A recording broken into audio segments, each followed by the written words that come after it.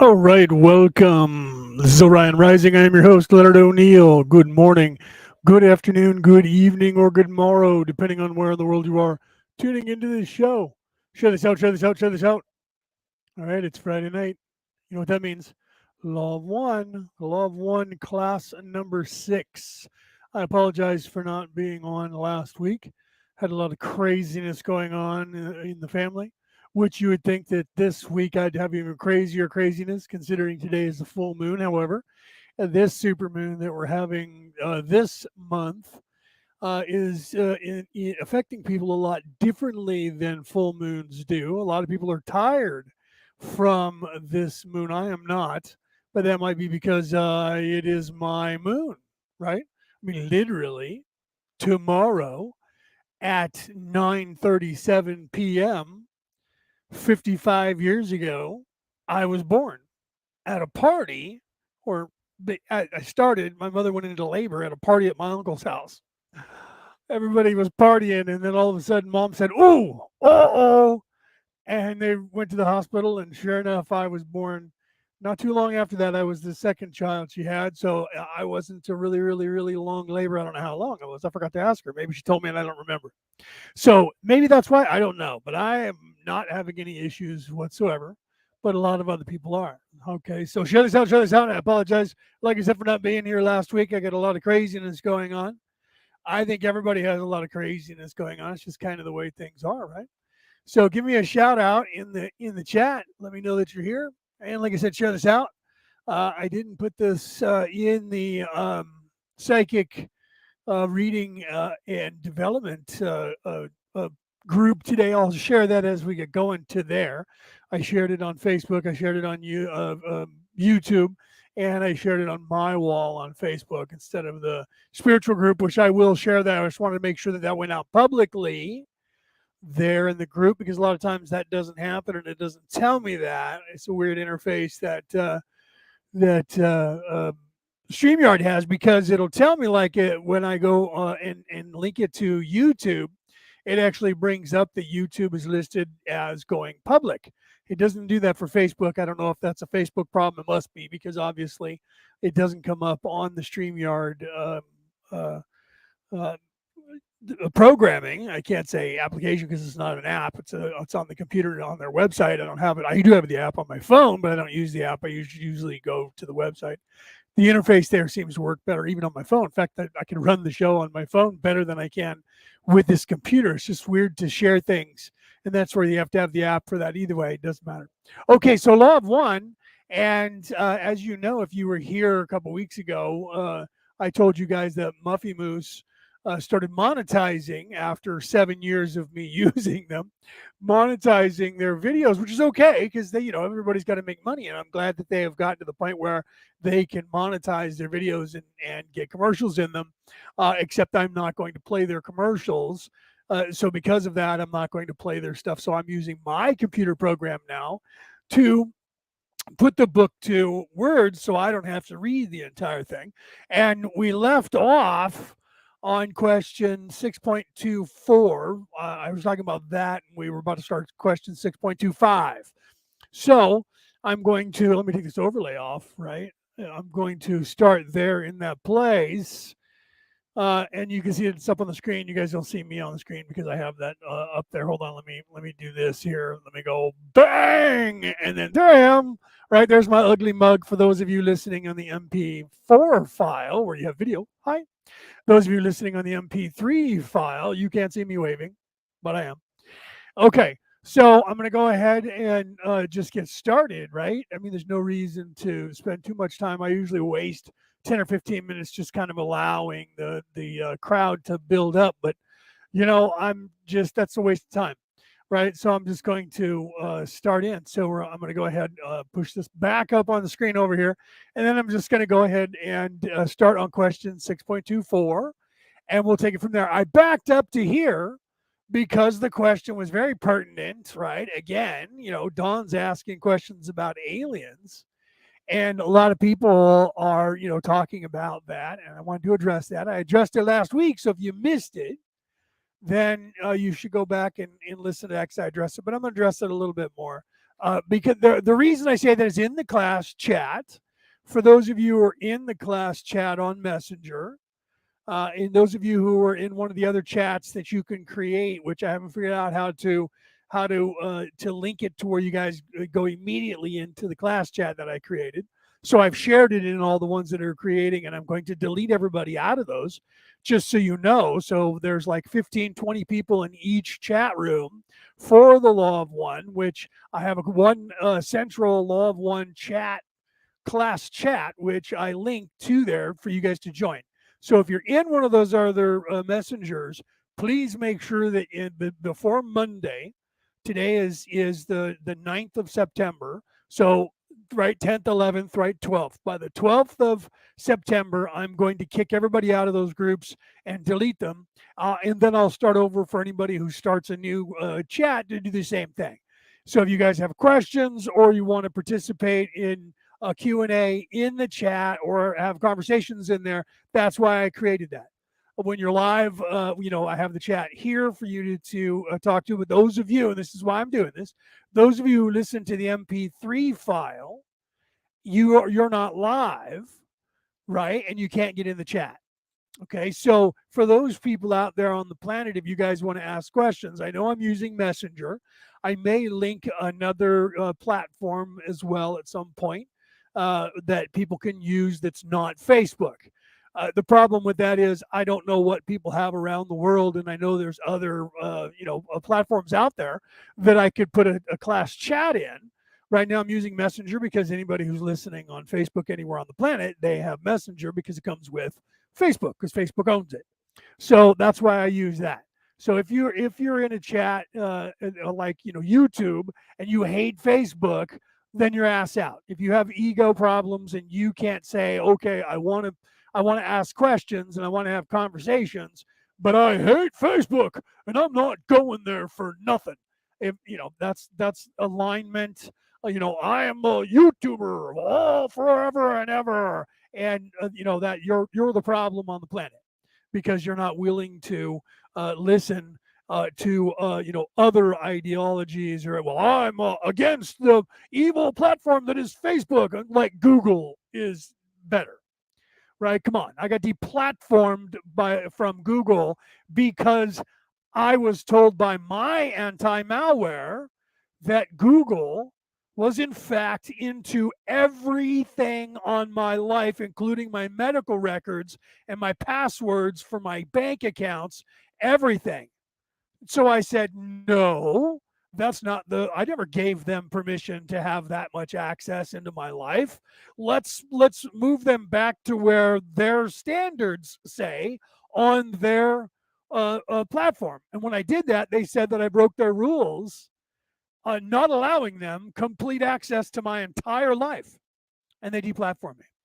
So now I'm back. All I had to do is just start a new account, right? Start a new email account and start a new account, which I did, and then all of a sudden I'm okay again, right? But I don't have anything linked to that, and I keep checking that with the malware to find out if they continue to gain access into areas that I never gave them permission to, because of some subroutine or something in their agreement, then I will delete them altogether. So for those of you who are on YouTube and can't stand Facebook, Facebook's not doing that according to my malware or my anti-malware. All right. So that's just insane. And if you're picking a side in anything, well, then you're not listening to me very long anyways. Right? So for those of you who are like, I will never ever go to Facebook, I will never ever go to YouTube, but I'll go to the other one or whatever. If you're doing that and you're not saying I'm not going to participate in any of that, and some of you might be, because you might be listening to me on an MP3 file that is completely neither one of those companies or any of their affiliates, which I broadcast worldwide on. If that's the case, and give me an idea of what platform is out there that is worldwide that translates, that I can start a class, and I will put a class chat in there and we can have all kinds of fun. Right? So I am kind of looking for that. And I know there's hundreds, thousands, probably millions of chat options that are out there, and everybody has different ones and they all swear by different ones. Yet there's nothing as big as a Google platform or a Facebook platform currently. Do you see my plight? I'm trying to reach as many people as I can. However, because of that, I broadcast on 25 to 50, I think even more than that these days, channels. Right, so I go live on Facebook and YouTube, and after that, it goes out worldwide on literally hundreds of apps and platforms worldwide. Okay, but it's not. I could go live there, but you guys are just not tuning in unless there's enough of you, because I get more hits there than I do on Facebook and YouTube combined, honestly. So I may look into doing that and going live there exclusively, and it will be audio only. Well, except for a couple of the platforms that I pay right now, I can put video up, MP4 files, right? But I don't know if I can go live and do that. One of them I can. Anchor FM, which is owned by Spotify, I can go live there and do the same thing with the video. I do know that I can do that. So I'm going to look into that as we transition in life. I will be doing that. So if you're listening to me somewhere else on an MP3 file, just rest assured there's a good possibility in the next, probably if they keep going the way they're going, the holidays are coming up and they're about to censor me again. They do that every holiday. They go backwards. They just did that to Peter GV from South Africa yesterday or the day before. I think it was the day before. It was only a few days ago. They went back 4 years and found something he had posted 4 years ago and said, "Oh, we're putting you in jail and you can't post anything for 30 days because 4 years ago, when it was okay for you to say this, it's no longer okay." Because nowadays that everything has changed, and the cancel culture is now running the insanity that is the fear factor, literally, of the ego, the fear of the ego living in fear that is trying to control the world through fear. Okay, so I'm going to go ahead and there's my bully pulpit for the week, right?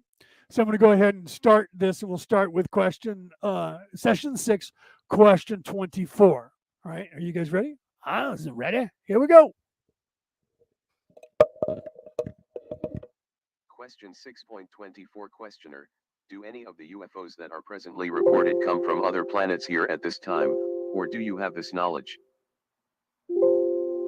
Answer: RA. I am one of the members of the Confederation of Planets in the service of the Infinite Creator.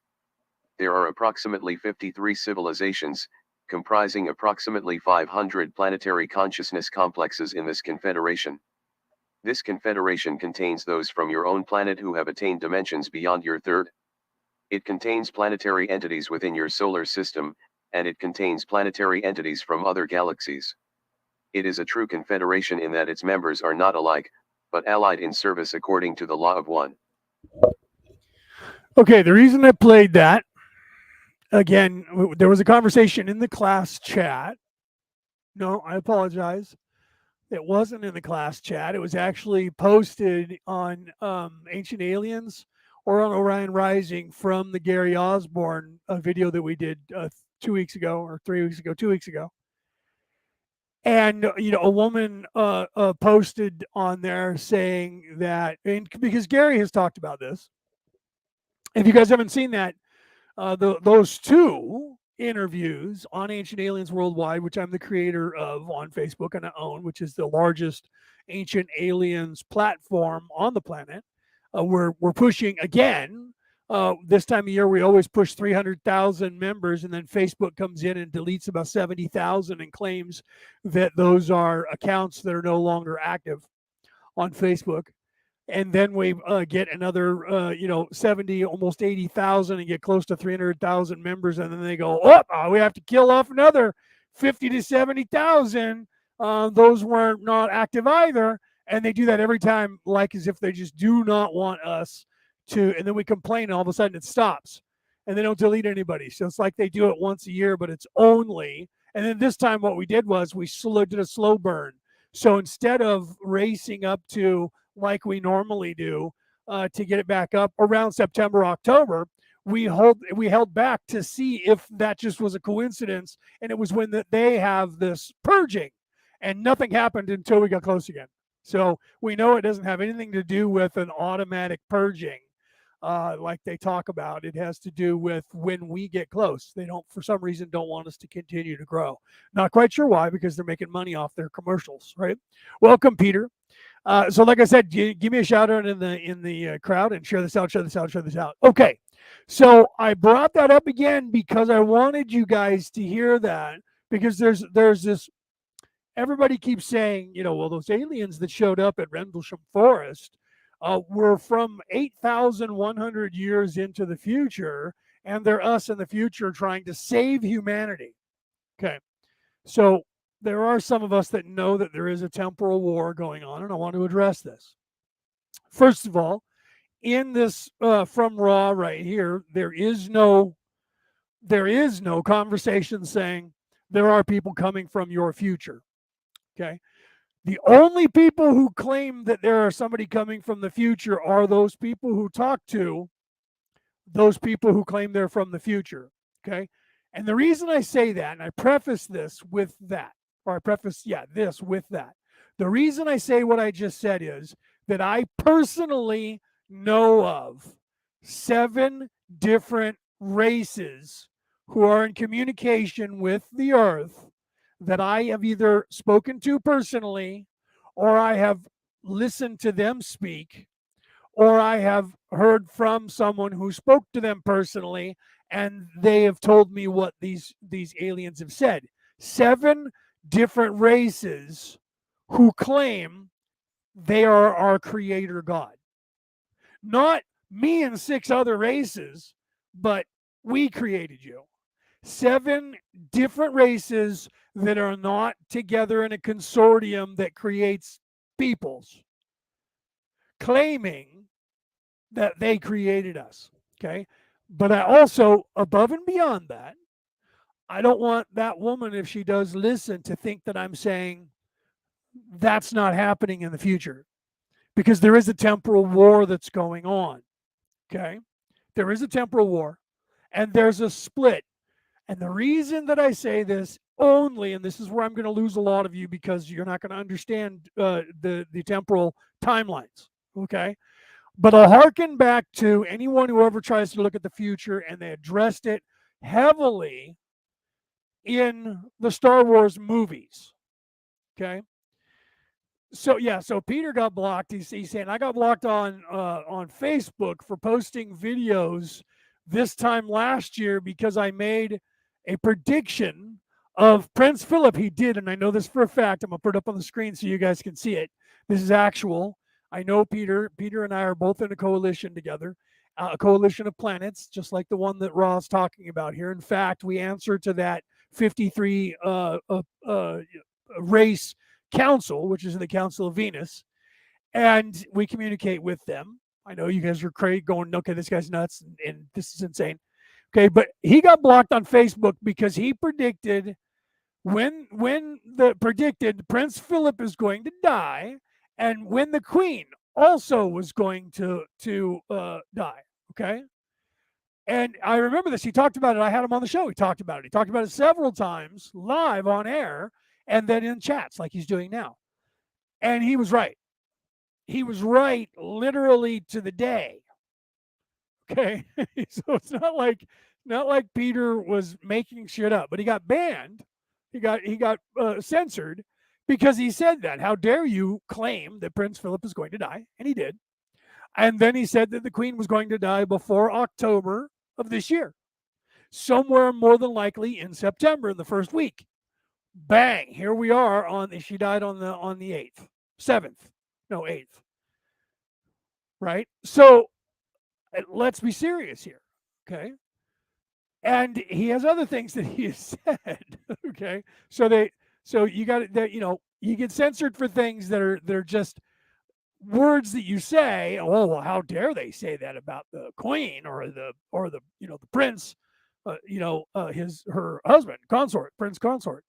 Although they don't say that when they talk about a man, but like now we have King Charles III, and his queen is called the Queen Consort, right? But when Prince Philip was the Queen's husband, being over here in America, that would be the first husband instead of the first lady. They don't call him the Prince Consort. They call him Prince William, or they did until he passed on. So that's pretty funny how sexist. It's just like the Dalai Lama when a little girl said, could a woman be the Dalai Lama? And instead of being very awake, he became very woke, and he said, well, tradition has that only men are the Dalai Lama. Right. And the second those words came out of his mouth, it confirmed to me that he is not who the world thinks he is. And, I'm unimpressed with him. And I know that Eckhart Tolle, who I'm also impressed with, met with the Dalai Lama and was next to him in front of a crowd and said that he was very impressed because somebody asked the Dalai a question, and he said more than once, it happened twice, and the Dalai Lama said, I don't know, because he was being honest. And I'm okay with that. Because if you guys ask me a question and I don't know the answer to it, I'll tell you I don't know. I don't think I'm the all-seeing, all fucking knowing everything. Okay. So, but when you're trying to be the Dalai Lama and you're acting as if you are, and then a little 7, 8, I think she was 10 or 12, she was young, very young. Little girl says, "Can a girl be the Dalai Lama?" And he, instead of saying, "Well, I don't see why not," because there's never been a female to this day, and there probably won't be. It's like being a Catholic. There will never be an American Catholic bishop or cardinal that will become pope. Why? Because no matter how conservative the Roman Catholic Church in America is, it is still in America, which is considered an outlaw heretic nation because it is way, way, way too middle of the ground and moderate for the ancient Roman Catholic diocese. Now, and you have to understand, those of you who don't know who I am, I have been knighted by the Holy Roman Catholic See. Okay?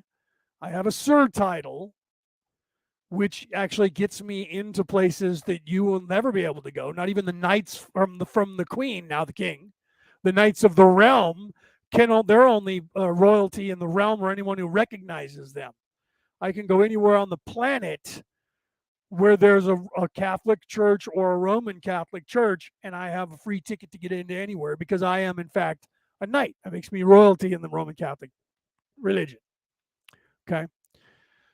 Some people don't like the knights, right? Because they're still in the remembrance of, that whole orchestrated thing that the Pope and the King in France arrested to take the power away from the Temple Knights back on Friday the 13th. In fact, the reason why we have 13 is the unlucky number, and Friday the 13th, is because in the year 1099, October, Friday the 13th, at 8 a.m. local time to Jerusalem, everybody that was a Knight Templar was arrested worldwide.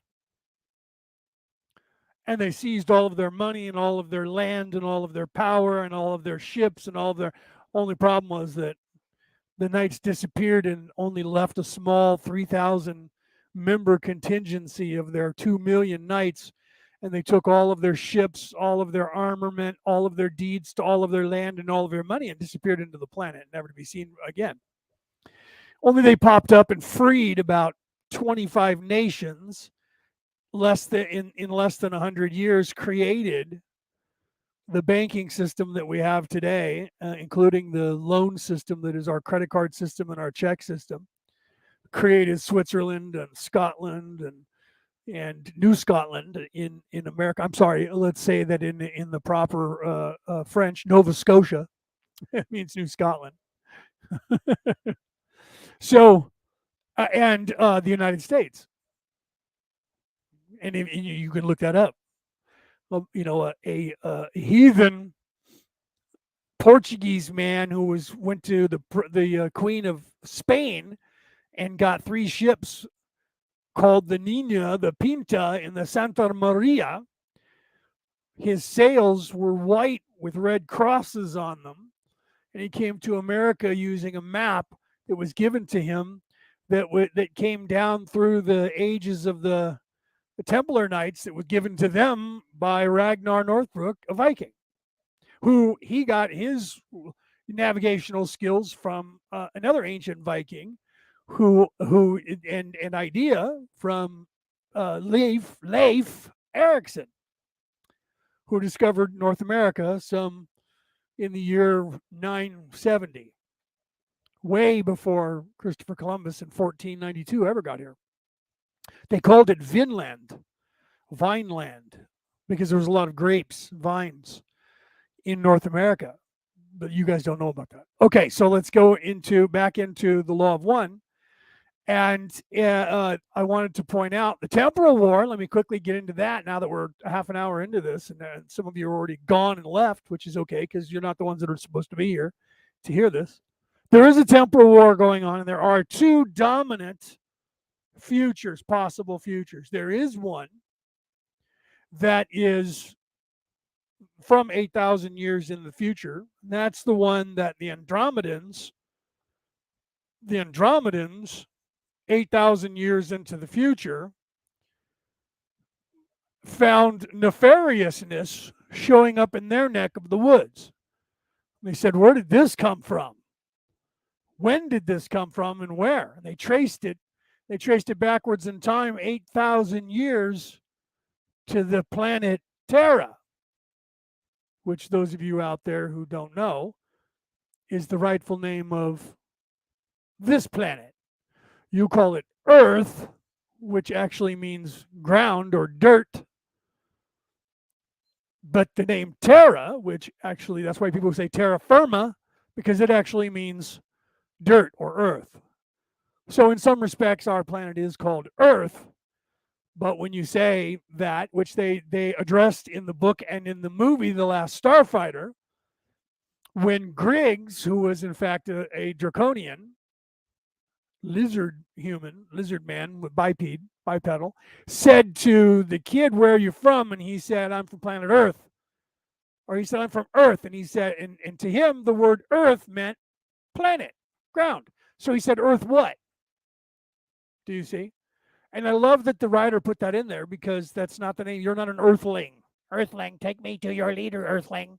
You're not an Earthling. You're a Terran from the planet Terra. It's just like the sun, the star that you all call the sun, S-U-N. The name of that star is Sol, S-O-L, not S-U-N. And it's Sol doesn't mean sun. Well, it kind of does, but I don't want to get involved in that. Okay. So there is a temporal war in one of the timelines, and this is why I pointed out to you the 8,000 year timeline. One of the timelines, 8,000 years into the future, is a timeline, the one that they're talking about, where the AI takes control of the planet. Currently, we have almost 9 billion people on the planet, and quickly, not 8,000 years into the future, but less than 100 years after the AI takes control of the planet, and everybody follows the AI and says that this is the best way to go, the plan put into place by the rich and the elite people that are here now. You guys don't know this, but I know this. Okay. And I know that some of you out there are going to be going, here he goes again. He's off craziness, and you guys are going to tune out. You're not the ones that this is for. Okay. The population of the planet in less than 100 years is less than 600,000 humans. All the rest, decimated and executed and completely gotten rid of. Genocide on the earth. Why? Because if you pay attention to the Georgia Guidestones, which are no more, and you can go back and you can still Google that shit because they haven't erased it from the memories yet, and you can read what was said in the Georgia Guidestones, the population of the planet is unmanageable at the population of now. That the perfect population and the do-gooder club that Oprah Winfrey is part of, and Bill Gates and a bunch of other people, their mandate is to cull the planet down to about 627 to 630,000 humans because it's more manageable. Okay, so they're going to play God and decide which 600,000 humans survive. And through AI, this happens in the future.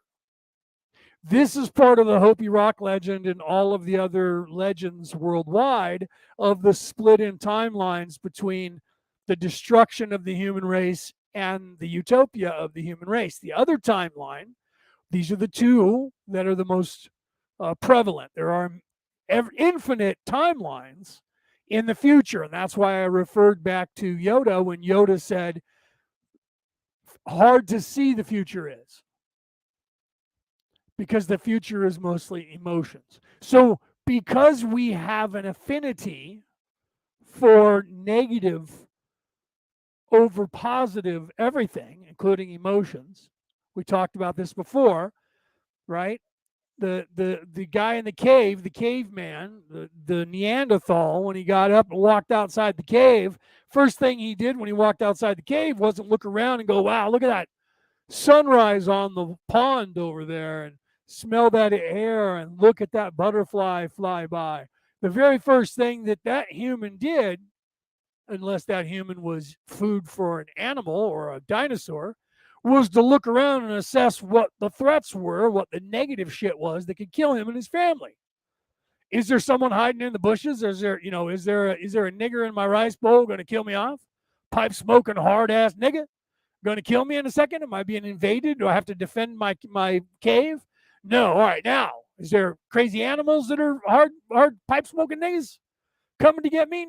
And they had to look around and assess all the negative shit first. So we have that in us. We look for threats before we look for non-threats. In fact, we will ignore a non-threat because it's non-threatening and move on to a threat.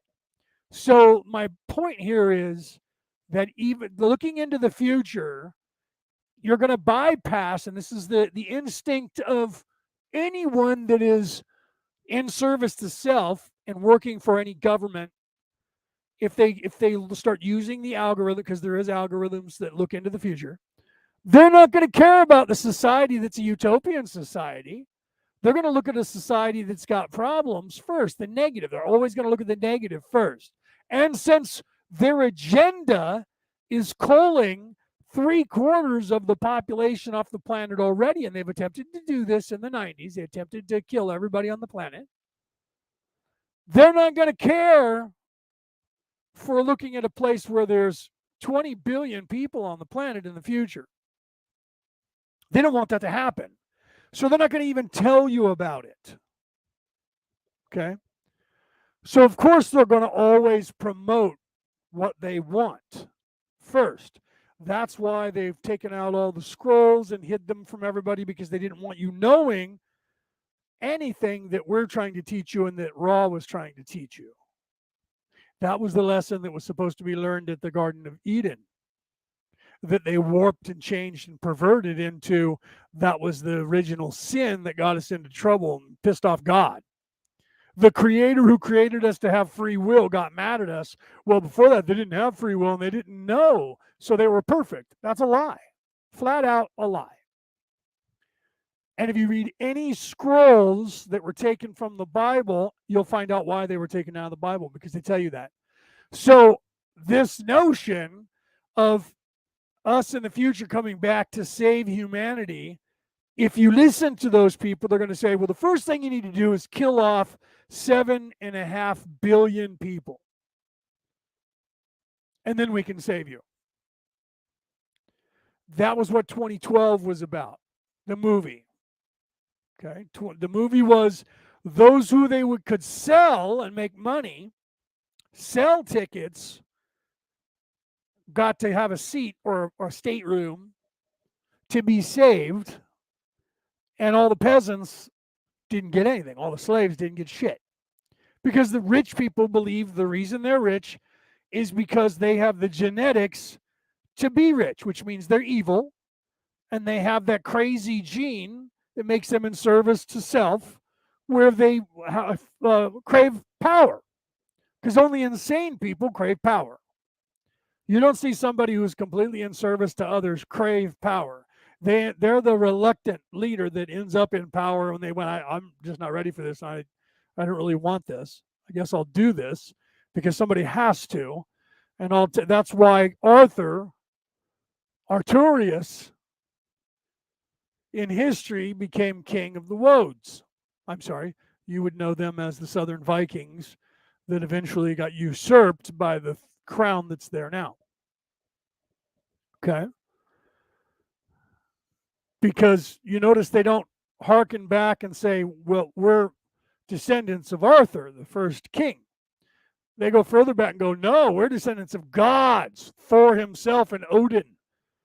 That's who this woman who just died claimed she could trace her DNA back to. And I know that's a lie because my DNA is actually traced back to the throne itself that was usurped by Henry V. And they even put it, Shakespeare even put it in the Shakespearean books and they put it in the movies. Okay? The actual claim to the throne of England is not from Wessex.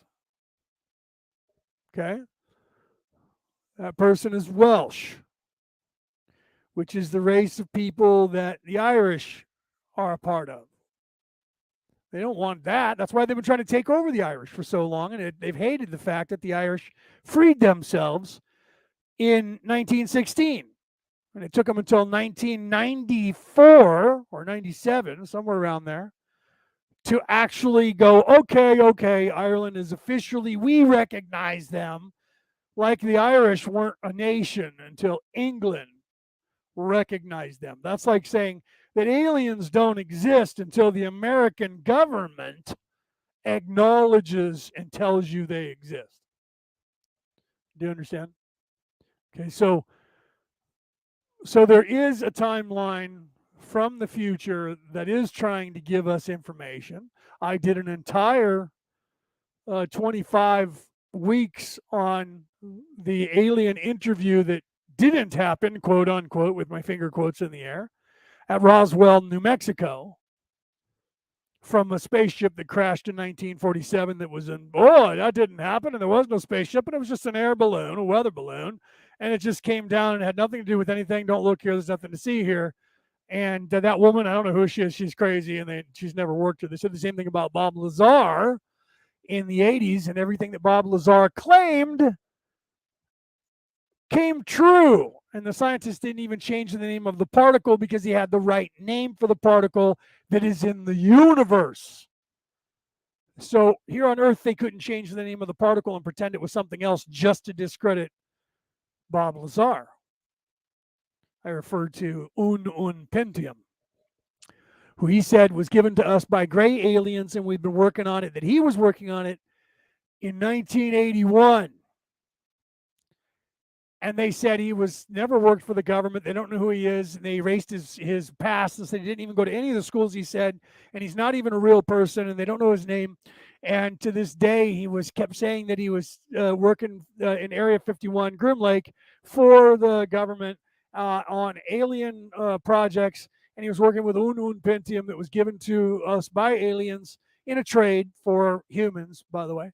And then in 2015 or 2016, the scientists discovered a new particle, and it was called Un Pentium. So they lied about it from 1984. Actually, it was about 1987 by the time they outed him, until 2016. And then they said, oh, we discovered this new particle. And they named it exactly what the guy they claimed was a liar and a kook made up. Right? Yeah, and Peter's talking, he's going back to politics again. The Royal Family Forgotten books changed the name to Windsor. And the Gutenberg, your German 1876 was their name. They changed it to Gutenberg, German. They changed it to Windsor, which they did. You can look that up. And they claimed that, and here's the thing, they claimed that through the Gutenbergs is where they get the Aryan blood that goes back to Thor. Okay, so they usurped the throne. They're not even from the realm, not even from the UK. They're not English, they're not Irish, they're not Welsh, they're not anything from the United Kingdom. They're, in fact, Deutschland, Deutschlanders. Okay. So were those people? No. The Germans were the Saxons. Okay, they're not even true Vikings. But they try to paint that in history as if they're the Vikings. They weren't Geats, okay? They were not in any way, they weren't the Rus, okay? They weren't any of the clans that are still here to this day. Germans and Austria are not part of the Viking clans. They're well, okay, they are, but they're peasant clans, not royalty. So if you know anything about Vikings, you know what I'm talking about. If you know anything about the heritage of Vikings and the hierarchy of the bloodlines of Vikings, you know that the German people that came from the southern steppes of Russia, okay, that were not even the Rus, that's where you get the Rusian, and they're not Hesse, which is the Hessian. Those were Viking clans, along with the Vic, right, along with the Geats, along with, that's where you get the Viking, the Viking, okay, along with the Nord, that's the Norwegian, Finn, which is the Finns from Finland, right? Those came from clans that got larger and larger kingdoms that ended up being countries to this day. Sweden, Norway, Finland, all of these, the Russians, the Rusians, the Hessians, which their land was taken over by the Rus, right? But the Hessians were forever great warriors. The knights, the Salmatian knights, which they came from what? Salmatia, Sumeria. They were mostly Rus, but they were Rus, Hess, Vic, Geet. They were Vikings. So the knights, Arthur's knights, were actually Viking warriors. Not kidding. True story.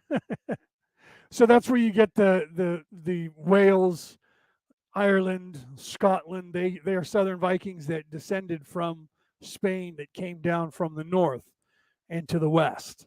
They weren't peasants; they were farmers. Anyway, okay, so there's your history lesson.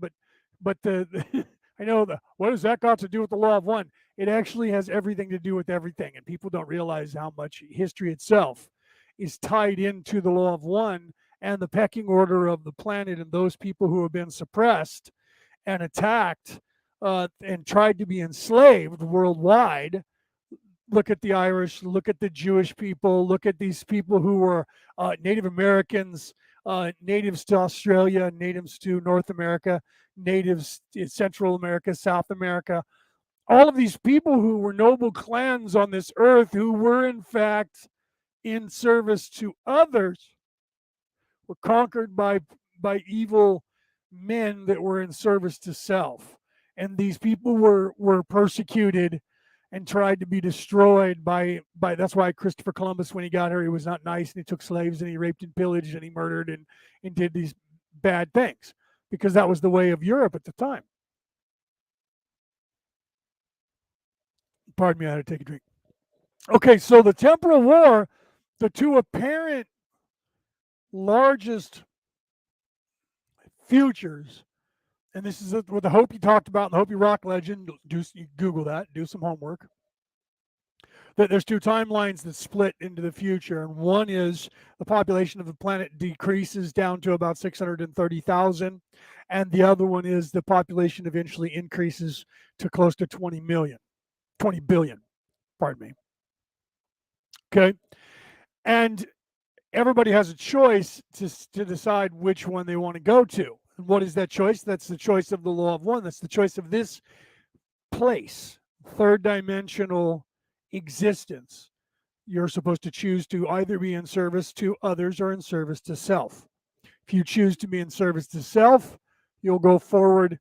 And the timeline, here's the problem. The timeline going forward on the earth doesn't sustain third dimensional life anymore. So the future that they're talking about is not even third dimensional, it's fourth. Okay. And it's not the fourth dimension that everybody thinks is the fourth dimension, where I'm already in the fourth dimension because I'm spiritual. And that's strike two. One more strike, and the Johnsons get a chance to steal. Okay, that's not that at all. And I'm not going to get into that right now because that's even longer, and we've already gone 45 minutes on one question. But I wanted to bring that up because there is a temporal war, and there is messages coming from the future that are trying to win you over. There's also messages coming from the past doing the same thing. And that there's a reason for that. It is part of the Orion Crusaders. That was what they called themselves when they originally, 100,000 years ago, left the constellation of Orion, which we have, Peter, myself, and a bunch of other people chased them. An entire race called the Patal chased them to here to this planet. So the Andromedans found nefariousness showing up 8,000 years into the future, and they, when did this start? And they went backwards in time and followed it to its source, and it's here on the planet that we are currently occupying. Okay, so this is how we know from aliens who are part of this 53. Did he say 53 or 55? I'm always told different numbers. See, 53, right? Now I'm up here looking 53. So this 53 civilization consortium that is a coalition that we call the Coalition of Venus, which is in fact quarantining this solar system and has been quarantined for a very long time. The alien overlords who got here in 1938 and got their feet on the ground went backwards in time and tainted all of history, and went forwards in time and tainted all of the future and the present, and got everybody believing that they were in charge forever and that we lost that temporal war to them. So in a sense, we did lose the first temporal war because the dumbasses believed when they said, and this is one of the things where people say, well, all they have to do is show up here and say there's this alien race that's going to conquer you and that we can save you, and then we invite them in the door like a vampire. They can't come in the door until we say, sure, come on in, and then they can attack you. They got here and they were the invading army. Okay. And they had television shows like V, the old TV series from the 70s and 80s. I think they even tried to redo it in the 90s, was trying to warn you about that they were going to show up saying they were here to help and they were here to be your saviors, and they're the actual invaders. So it was them trying to get that point across by hiding behind algorithms and try to get into your subconscious and plant the idea to help us. This is what we do. And we've been doing this ever since, trying to give you the actual real information. And this is what Raw is coming here to do between 1981 and 1984. Okay, and try to give you the same information. Okay, so I'm going to continue now. I know some of you, most of you have already left, and that's okay, because those of you who in fact still listen to this at this point, you're supposed to. Though everybody else who has a low attention span, they don't believe what I have to say anyway, and they all took off because there's something other important that they have to watch on TikTok for 5 seconds at a time. All right, so here we go. Question 6.25 Questioner, do any of them come here at this time in spacecraft? In the past, say, 30 years? Answer RA, I am RA. We must state that this information is unimportant. If you will understand this, we feel that the information may be acceptably offered. The law of one is what we are here to express. However, we will speak upon this subject. Each planetary entity which wishes to appear within your third-dimensional space/time distortion requests permission to break quarantine, as you may call it, and appear to your peoples. The reason and purpose for this appearance is understood and either accepted or rejected. There have been as many as 15 of the Confederation entities in your skies at any one time, the others available to you through thought. At present there are 7 which are operating with craft in your density. Their purposes are very simple, to allow those entities of your planet to become aware of it. Sorry, I'll back that up. I pulled the microphone away because I was going to talk, and then it started playing, and I let it play just then for that second. So I'm going to back that up a little bit right here. and let that play again. I wanted to say that so what he was saying is right that there are a certain amount that are in our skies at all times, but we can't see them because they're out of phase with third dimensional reality. And the only way that we can communicate with them, and this goes back to the Hindus in India talking about the Vimanas and saying that if you're in a place spiritually and you raise your vibration to a certain place, meaning that you have to align all of your chakras and you have to balance the kundalini, or what they would call the kundalini energy, the masculine and the feminine energies in your body, and get your all of your major arcana in line and crystallized, then you can use your thoughts to communicate.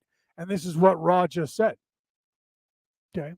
At present, there are 7 which are operating with craft in your density, right? So there are at least 7 of these people that are here.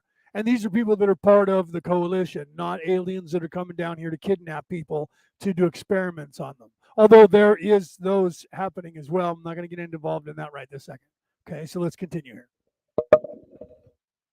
Each planetary entity which wishes to appear within your third-dimensional space/time distortion requests permission to break quarantine, as you may call it, and appear to your peoples. The reason and purpose for this appearance is understood and either accepted or rejected. There have been as many as 15 of the Confederation entities in your skies at any one time, the others available to you through thought.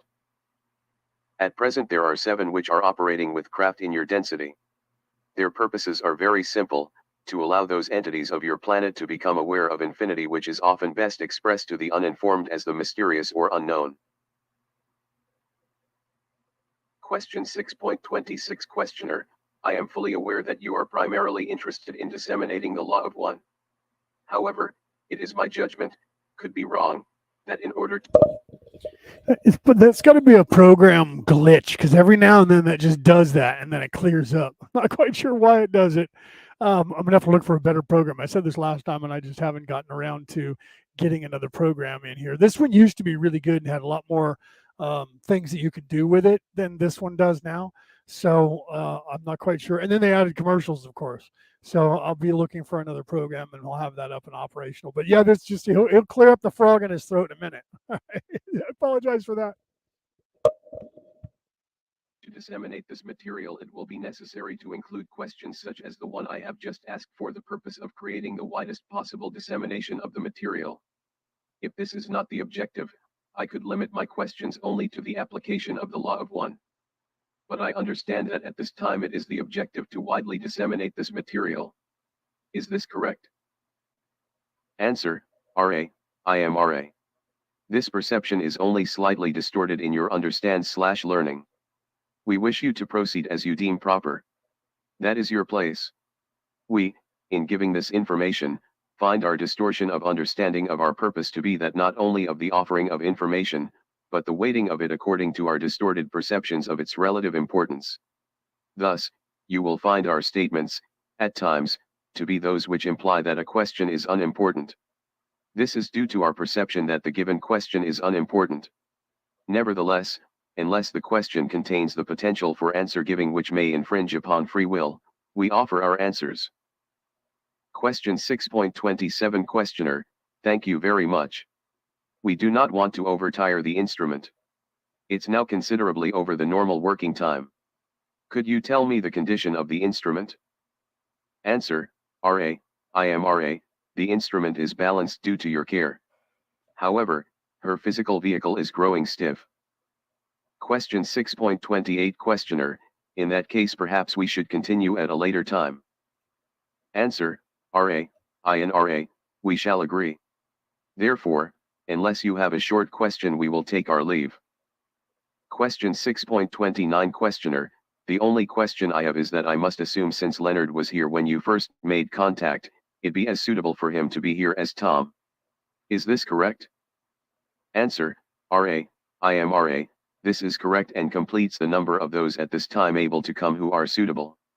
Again, remember the instructions given for the preparation of the vibratory sound complex, Tom.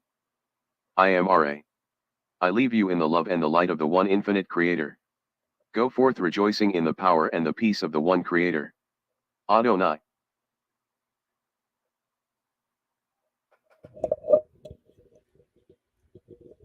Okay, so we'll stop there. I think we'll stop there for this week because I don't have the other one primed. I could just pull it up and start playing.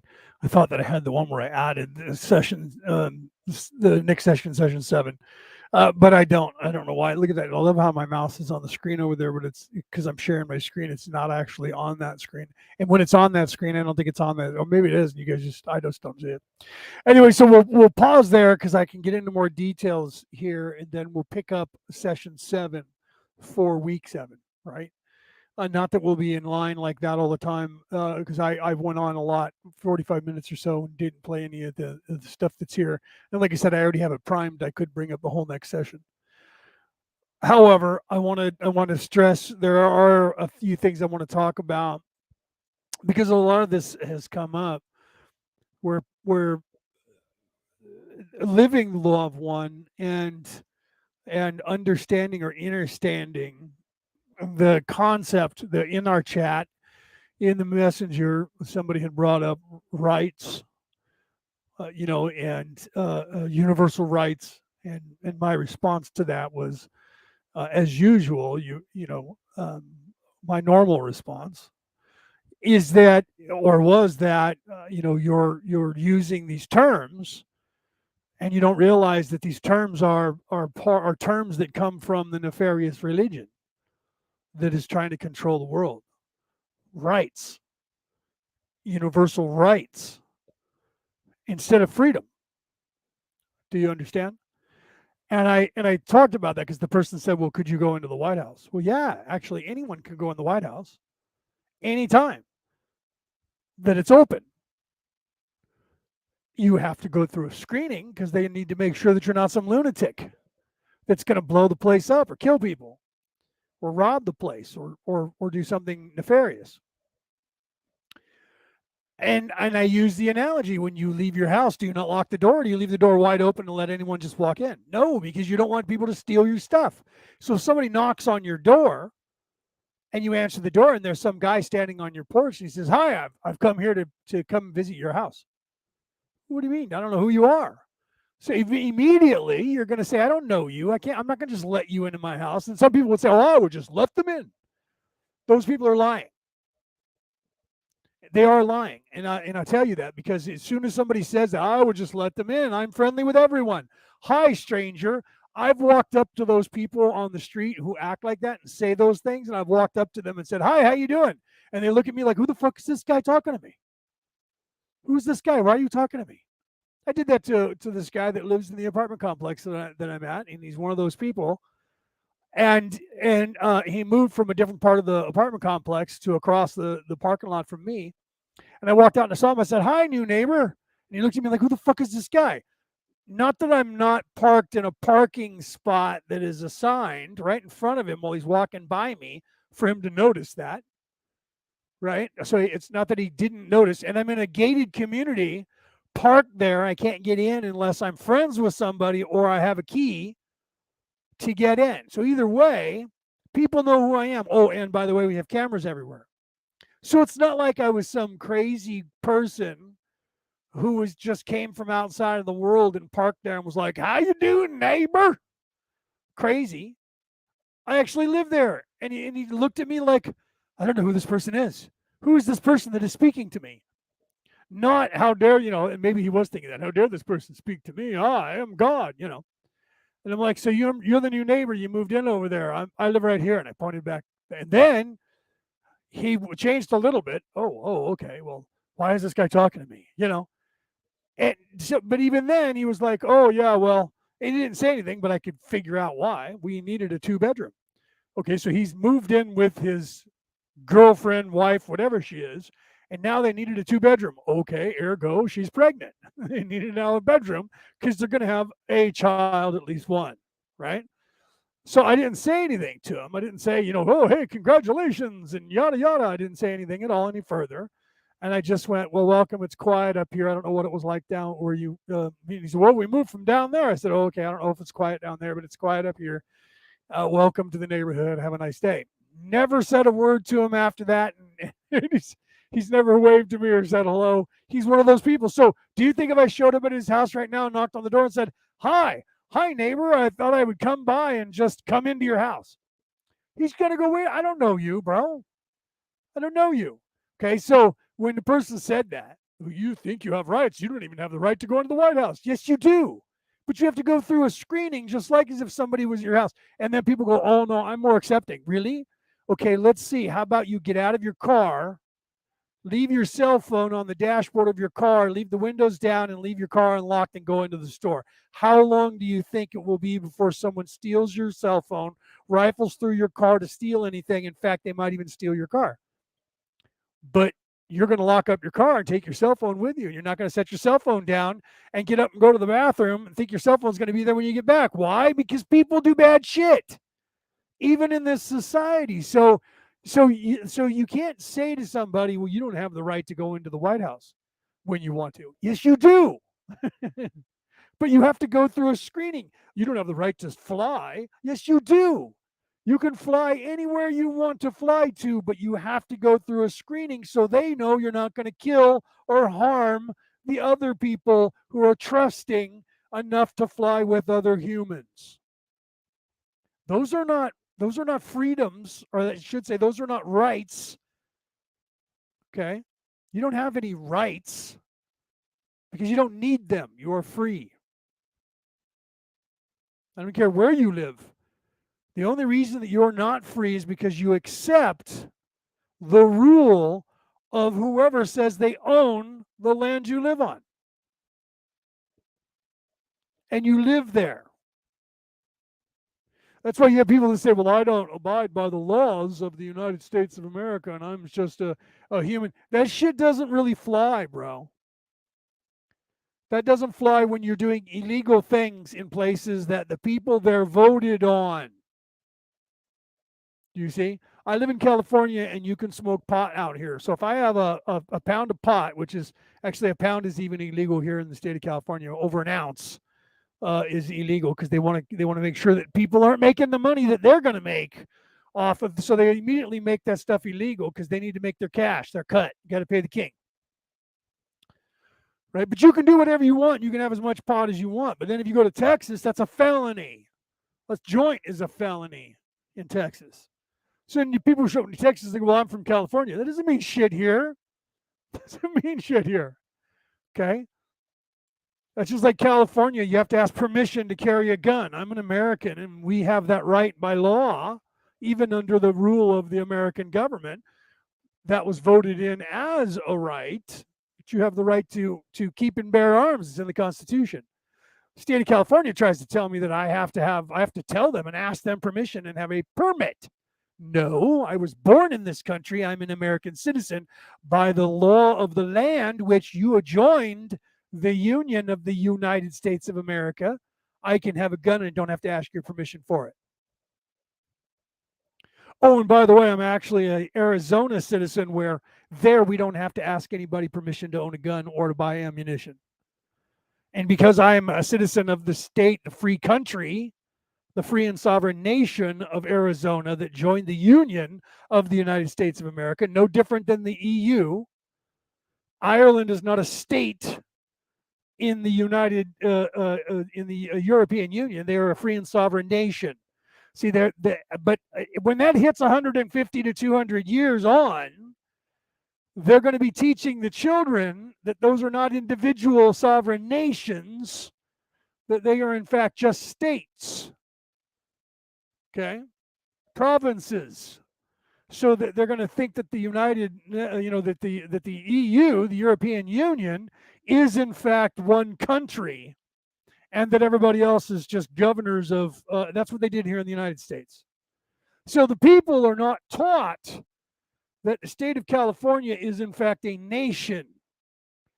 That every single state in the Union and commonwealths in the Union are in fact free and sovereign nations that have gotten together in one union. Okay?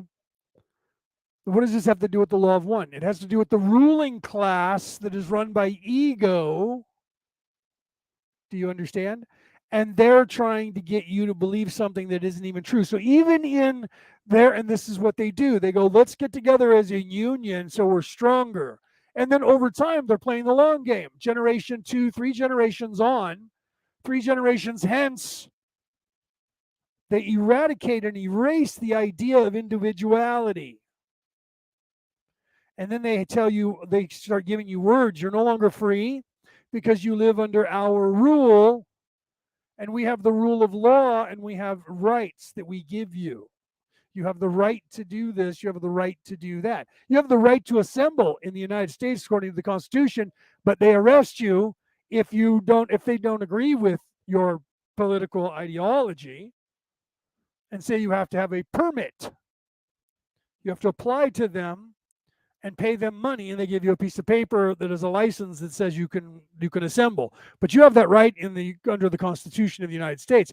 But they abridge that and say, no, we've decided we're not going to let you do that. But if you call yourselves BLM and you're getting billions of dollars from the people who are trying to destroy the country, George Soros, Democratic National Committee, I'm triggering some of you. It's okay, I'll trigger the other side in a moment. Then they'll be okay with you burning down a city, and they don't give a crap. But if you belong to the other party and you go into the Capitol building and take selfies, then you're trying to overthrow the government. But if you go into government buildings and occupy them and burn them down all across the United States, well, you're just upset. Do you see? That's because, and I said this back then and got deleted for it. It's because Antifa and BLM or the brown shirts for the Nazi Party. I'm sorry. Whoops. Wait a minute. For the KKK. Whoops. I'm sorry. For the Democratic National Committee Convention, the DNC, which were behind both of those, by the way. They invented the Ku Klux Klan. You couldn't be a Republican and be in the Klan, ever. When there was 2 million of them in the United States, you couldn't be a Republican or a conservative in any way. You had to be a Democrat. Look that up. They're trying to eradicate that so you don't even know it. They tell you that the Republicans are the KKK. Well, they're the KKK now. No, they're not. No, they're not. They're bad enough on their own with their crazy shit. And they're a bunch of pussies. Whole fucking Republican Party has about three people, not even women. The only women with any balls are crazies on both sides. They're either all the way left or they're all the way right. Same thing with most of the men that are moderate. There's only like 3 on either side that are worth the shit in any political party. So that's about 6 humans, maybe 7. The rest of them, corrupt to the hilt. Calling themselves, putting an R after their name or a D or an E or an I or a G and thinking that means something fucking different. It just means ego. They should all have an E after their name, the E party, the ego party, or an F for fear, because that's what they're working out of. And they try to get you to believe that there's this entity that's called politics, that's called, conventional, right? Or these words that they try to give you. There's like 100 different forms of government, maybe 1,000 different forms of government, and they all mean completely different things. I guess I could take this down off of here and right, stop sharing here. Not that you guys are paying attention and or worrying about it. Oops, I didn't want to do that. I hit the wrong button and tried to leave the studio. Okay, now you guys can see me. For those of you who have the MP4 file, for those of you who are listening in the MP3 file, you can never see me anyway, so it doesn't really matter. Okay, so all of what's happening that's going on, the reason that Raw got here to give you the information came through between 1981 and 1984 is because when they got here, just nefariousness in the past. When Raw got here and gave the information, when they built the pyramids around that area, and they gave the information, they didn't realize the people here there was evil here on the planet. Those people took that information, turned it into a profit for themselves, and kept the knowledge for themselves, and didn't give it to the slaves, what they called the slaves, because you were either in charge or you were a slave. Okay, so then since that time, they have systematically gotten rid of all knowledge that would have you understanding or understanding anything but what they wanted you to believe. That's why they burned the Library of Alexandria. That's why they tried to eradicate all history on the planet, true history on the planet. And the only history that we have left, or the history that you guys could look this up, that the Irish monks stole and saved from the scrolls that were being burnt at Alexandria and all around the world, including the Vatican. And they did keep some. The Vatican did keep a copy of a whole bunch of stuff because they didn't want to get rid of it completely, because there's something in even evil people that says you can't just destroy these documents 100%. Everyone's like, well, they'll just destroy the documents. No, no, no. They just can't do that. They try, but it just doesn't happen. Somebody skirts them away. Okay, because in fact, it's 80% people who are good, right? 84% that are good, and that's only 16% that are evil on this planet. So because of that, they can't get rid of everything, and because of the balance has to be the way it is. This is what you guys don't understand. Okay, you guys don't understand, and you guys think there's a war going on between good and evil, because that's what they tell you, because they're trying to get you to believe that evil is just as strong and powerful as good. Therefore, they're equal. And there's the devil on one mountain and God on the other, and they're having an argument. They're Batman and the Joker, and they're having a dichotomy. We're having an argument over the souls of the human race, because the human race is so important in the universe that God himself and the devil himself need to vie for your souls.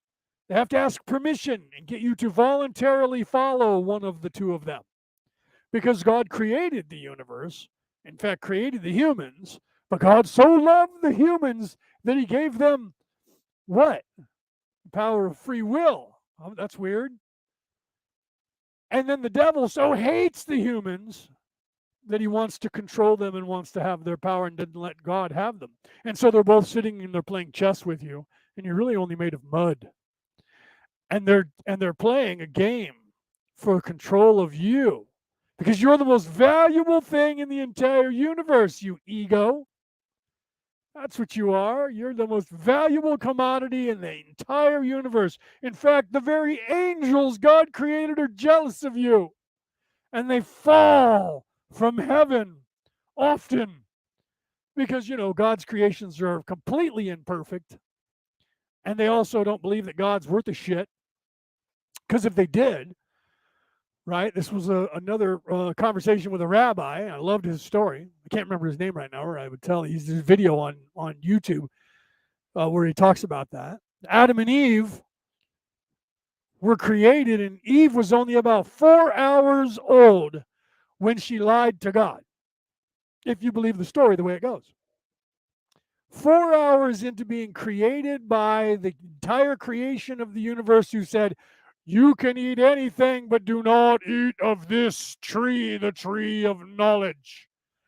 4 hours later, she's over there eating from it. She says, but the serpent made me do it. 4 hours in, and she claims she didn't have free will, and that the serpent made her, lied to God about having free will, and said the serpent tricked me into doing it, blaming it on someone else. Well, why did Adam do it? Well, because I wanted to get some pussy. She wasn't going to give me any more sex if I didn't eat it. So both of them were so afraid of the creation of the universe that they thought they could lie, and that the creator wouldn't notice. So it's obvious that this story is a crock of shit. Because if it was, and they were created by the creator, and they were afraid of the creator, because this is someone that just created me and they could wink me out of existence, and a serpent shows up and goes, here, eat this. Oh, okay, you scare me. What are you going to do? You're going to kill me if I don't? Well, that one claimed that he would kill me if I did. And he's the one that created everything. So why don't you talk to, the big guy and you have that out. And if you're still around, then I'll eat that fruit. And then it won't matter because you'll take out the big guy and I won't have a threat from him and I'll eat your fruit. That's not the conversation that happened. Okay, so that whole story is bullshit. It was corrupted from its original story to get you to believe something that is untrue. This is what they've done with everything because they're trying to paint a narrative. They've corrupted all the churches. Someone asked me a question about, it was a buddy of mine. He wants to have a conversation, a good buddy of mine I've known for 35 years or more. And he said, talking about the churches, he knows they're going to fall and knowing that I have, two Christian titles, two ministry titles, Christian minister titles, wanted to know what I thought of that. I said the churches have been corrupt from the beginning. Jesus was trying to teach you don't need to go to that box. Sermon on the Mount. He was telling you that you could talk to God from wherever you are. That pissed them off, and they came after him and crucified his ass over it because people weren't showing up in the seats and giving them money. Okay? Then they got everybody scared, and you're back at, we can kill your Savior, we can kill anybody. And the Jews claim that whole story was just invented, and it didn't even happen. That's unimportant. That is unimportant because as below, so above.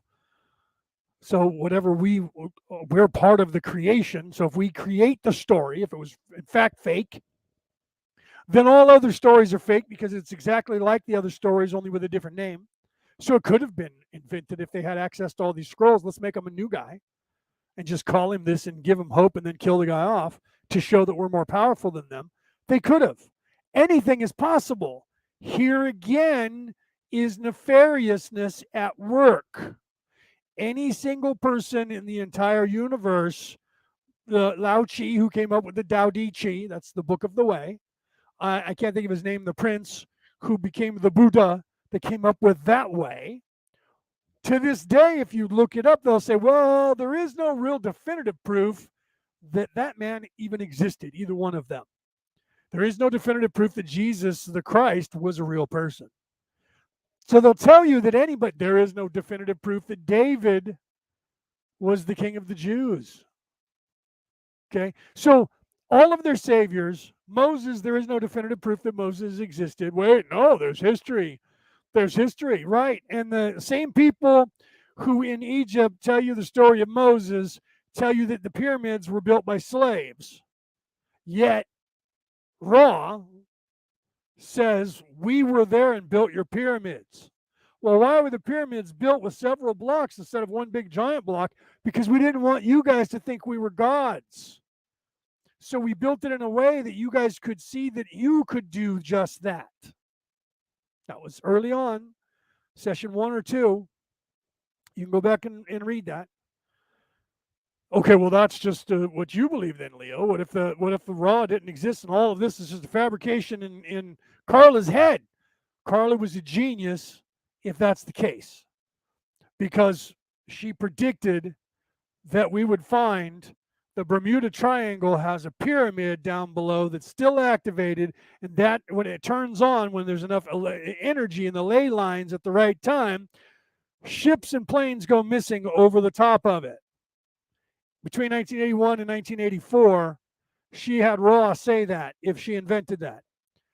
We didn't discover the pyramid until 2016 at the Bermuda Triangle. Earlier in 2012, we discovered the one that is in the Japanese Triangle, which they also talked about and Ra also talked about. Okay. And if you really want to look at that, you can go back further in time to the Necronomicon, which was supposed to be based, people said that he had just made this up, that Anton LaVey just made it up. Or was it LaVey, or was it the Dennis Leary? It was one of those two crazy guys. That's what they say, is they both were crazy because they did drugs. I'm not saying they were crazy. One worked for the CIA and the other one was a priest and did drugs. That they claim that it came from Nebuchadnezzar, which was a story that was tens of thousands of years old. which you should read that, by the way, because there's a lot in there, including going down through ruins and talking about a time when all of the obelisks around the world were in fact energized, and they were an energy system and a communication system worldwide. That was told in the Necronomicon that was written in the 60s, which has been proven to be actual fact today by a man they say who invented and made up the entire story, who was on drugs. But now we know that that was a network of all of these obelisks and pyramids, and we found them all over the world. There's hundreds in China, here in America, and all the governments around the world are trying to hide them now because it's part of the memory of the actual human race prior to the deluge and even after that. Okay, so going back in a time period that those of you who know history, the pre-dynastic era in Egypt and the post-dynastic era in Egypt. The pre-dynastic era was the time when Atlantis was in operation and there was crystalline spaceships flying around that the Australians talk about. And the Australians talk about the Egyptians being in Australia. In fact, there's a prince that's dead and buried there. Currently, Stephen and Evan Strong, back in 2012, coming forward a few years, used to go to the spot and show people on camera. They were on Ancient Aliens, the TV show, and there was other documentaries that they did, that, and some they did for themselves in Australia, that showed Egyptian hieroglyphics, and they showed this is where they're telling the story of a prince who died here in Australia that was in fact from Egypt. So they were going around the world far more than just up and down the Nile like everybody would have you believe. In fact, the Egyptians don't tell you that the Egyptians were all over the world. And then up in Nova Scotia, they have the richest area of copper mines and brass. Oh, no, I'm sorry, I froze there for a second. My computer has decided to it's kicking on, and the hard drive's going. So for a second there, something happened to my to my link to the outer world. So they found that they have mines up there that were being mined by Egyptians. Okay, because they were utilizing the copper, and what was it they were making? I can't think of what they're making now. Or maybe they're making the copper out of the tin and the no, because you have copper and tin makes, and I can't think of what it's called now. See, I froze there for a second too, even on my screen. So I apologize. I'm not sure what's going on with my computer. I'd have to look. So, sorry, somebody was messaging me, and I was trying to see what it was. Oh, it's Denise, and she said, one night, can you talk about, if you can, what people are saying about the Queen's death? They said that we're in for major changes that were going to happen really fast. All possible changes with regards to money, etc. Well, that's always being said. That's part of the culling. Denise was bringing that up. I don't know if I'm going to talk about that right now, but I might. I may just go live on another day and do that. And it looks like the guys have decided that we're no longer going to be doing Skull Island. At least maybe they just don't want me on there. Not quite sure. So maybe I'll just start doing another show again and go live and talk a little bit more about that. Okay, so but that's part of what's going on. But and now there's always, oh, look out, the Queen died, so now the whole world's going to come unraveled and the money's going to change. And they've been trying to do that anyways. What do you think is going on in the United States right now? They're trying to destroy the monetary system because the Chinese are the ones who want to have their money be the money of the world. And these people, the Queen of England, that government, and the government of the United States, the Canadian government, all of them are in on it, and they're trying to destroy your way of life anyways, because they don't want you having free will, because Their overlords have left. They just don't want to tell you that. They're still trying to lock everybody down and get total, complete control. And they want to cull the planet. They couldn't kill everyone off. So now they're trying to get you under control and poison you so you'll die. And they're using fear to do it. Let's talk about the coop. If I say the wrong words, I get kicked off the air. Why? Because that's what they do now is they try to censor people to shut them up. Why? If you're afraid of someone else's opinion and don't want people around the world knowing that, you should ask why that is. Not I think that's funny because I have a D after my name.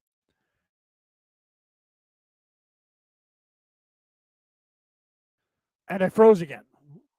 So I stopped talking. So I apologize if there was dead air. For whatever reason now, I'm not sure what's going on, but my computer is probably doing a crazy update. Let me close this program because there's no longer needing that open to make the extra room. And let me close this program because I don't need that open. So if I downsize what I have open, it's probably doing an update. It always tries to do that, right? I don't want to get kicked off the air. So I closed all windows now except for StreamYard. And we'll see what the computer is doing, but it's deciding to do something all of a sudden right now while we're live. Did that last 2 weeks ago, remember? And it's not like I didn't have the computer turned on. I made sure that it was on and all the updates were taken care of because I don't leave it on 24 hours a day like I do my cell phone. So sometimes there's updates that need to be done. So I make sure that I log on a couple of days early and let it do all the updates and check on everything to make sure it's okay so that when I do the show, it's cool. See, but whatever that was, it had something to do with Facebook or Google or something because I just closed everything except for StreamYard. And now the hard drive went back to normal. Weird, right? So something was happening. Maybe Facebook was pissed off and they're trying to boot me off the air. Okay, so what does all this have to do with the law of one? The law of one was trying to tell you about the nefariousness that was here that's not allowing you to have the actual tools that you're supposed to. And the tools are the law of one. This is the way the actual universe is put together and what's supposed to be happening. If you have this knowledge and you apply it to your life, I just was dealing with my sister. She says, my legs are on fire. And I said, well, why are you texting me? Call 911. My God, how did your legs burst into flames? She says, well, they're not actually on fire. I said, well, then why did you say that? Well, because they're burning. Well, are they burning? Do you have flesh that is getting blisters? No, but it feels like that. Oh, I'm sorry. You have a pinched nerve, and the nerve is sending an impulse to your brain that says, I'm on fire and I'm burning. Are you, in fact, on fire and burning? No. Okay, so you have the sensation of being on fire and burning. That's your nerves trying to say that I'm hurt. Please do something about it. Normal humans change the position they're sitting in and stretch so that that doesn't happen. She just went and had to have a cortisone shot. She had 2 cortisone shots on both sides of her spine because she gets calcium deposits there and it pinches the sciatic nerve. And she has like 0 tolerance for pain and she cries and whines about it. No offense if she's listening.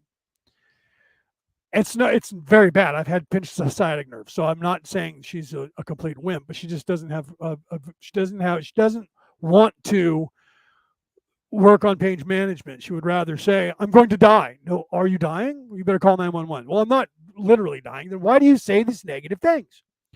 That was the secret that they were trying to tell you when they called it The Secret back in the 80s. Some of you weren't even born yet. But there was this group of people that did the Left Behind series in the 90s. If you saw those, they're a Christian group. And they did what they called The Secret.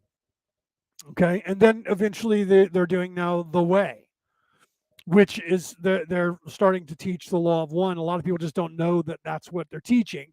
Because like me, I was writing a book, I still am, called The Way. I didn't know that Lao Chi, 603 BCE, okay, before Common Era, 603 years before Jesus Christ was even born, that he came up with a philosophy that they originally wrote down, and they called it the Tao Te Ching, which translates into English as the Book of the Way.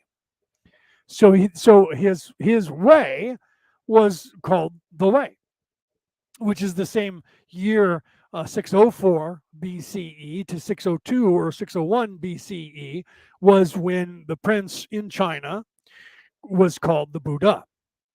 okay, also came up with the way, which they now call Buddhism because the Buddha said it at the exact same time as Lao Tzu said the way, okay, which was identical, by the way. One was turned into a philosophy, stayed the Tao Te Ching. The other philosophy was turned into a religion, which is now called Buddhism. Neither of which wanted their philosophy to be a religion, mind you. The Buddha hated it, but it became a religion that's called Buddhism to this day. Not that it's wrong, because it is the proper way. It just got corrupted into a religion. When something becomes a religion, it gets corrupted because power hungry people put themselves into a position and they start charging people money. They can't do anything for free because there's nothing in it for them, so they won't. Why? Because they're in service to self. So everything has to have a value. And this is what they do with everything. They haven't figured out a way to charge us for air yet, although they charge corporations for clean air. It's the other way around. They charge corporations a tax to allow them to pollute the air and poison people. You don't know that, but they do. Okay, so evil people have a religion that they subscribe to.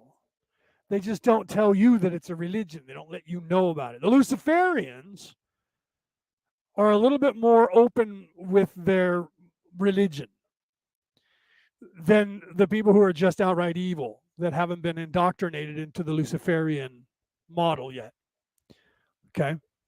But it is, in fact, a religion. They do all of the same things. Okay? When they're dominating women sexually, the men dominate them sexually the exact same way as if they go to a class. Maybe there is a class that I'm unaware of. I do know that they have, where people are, I forgot what they're calling it, bondage. There's another name. They change the name anytime that the media starts talking about and reporting it. Then they go undercover and change the name to something different slightly, but it's the same thing. And I know that they have places where people go to be dominated, men and women, to be raped and dominated and tied up and choked with penises. And that's not a joke. You can watch it on YouTube or just online. It's there. Okay, so I don't know if they teach it like a course, but they dominate. I guess it's like a martial art. Okay, martial arts, and this is why I became a martial art. I can't say expert because I don't have pieces of paper, right? But I have learned many different martial art techniques, and I've been in martial arts since I was about 7 or 8 years old. And the belief, this is where you get to the art form, the belief of martial arts is actually not as crazy as people think. The actual art form of fighting, the human body can only move in a finite attack pattern. Okay? There is not an infinite possibility of one human being physically attacking another human being anywhere on my body, because my body is not infinite. My body is in fact finite. And if I know where the centers are that can do the most damage to my own body, that is the same for any human body, front, back, side, up, down, pressure points. Once you learn those and you realize that every muscle that happens in it, what does this have to do with the law of one? Bear with me, children. Bear with me. That for every movement to happen, there has to be a beginning, a middle, and an end to the movement. Okay? They teach you in combat to watch the other person's eyes because most people are not smart enough to not look where they're going to attack. Okay?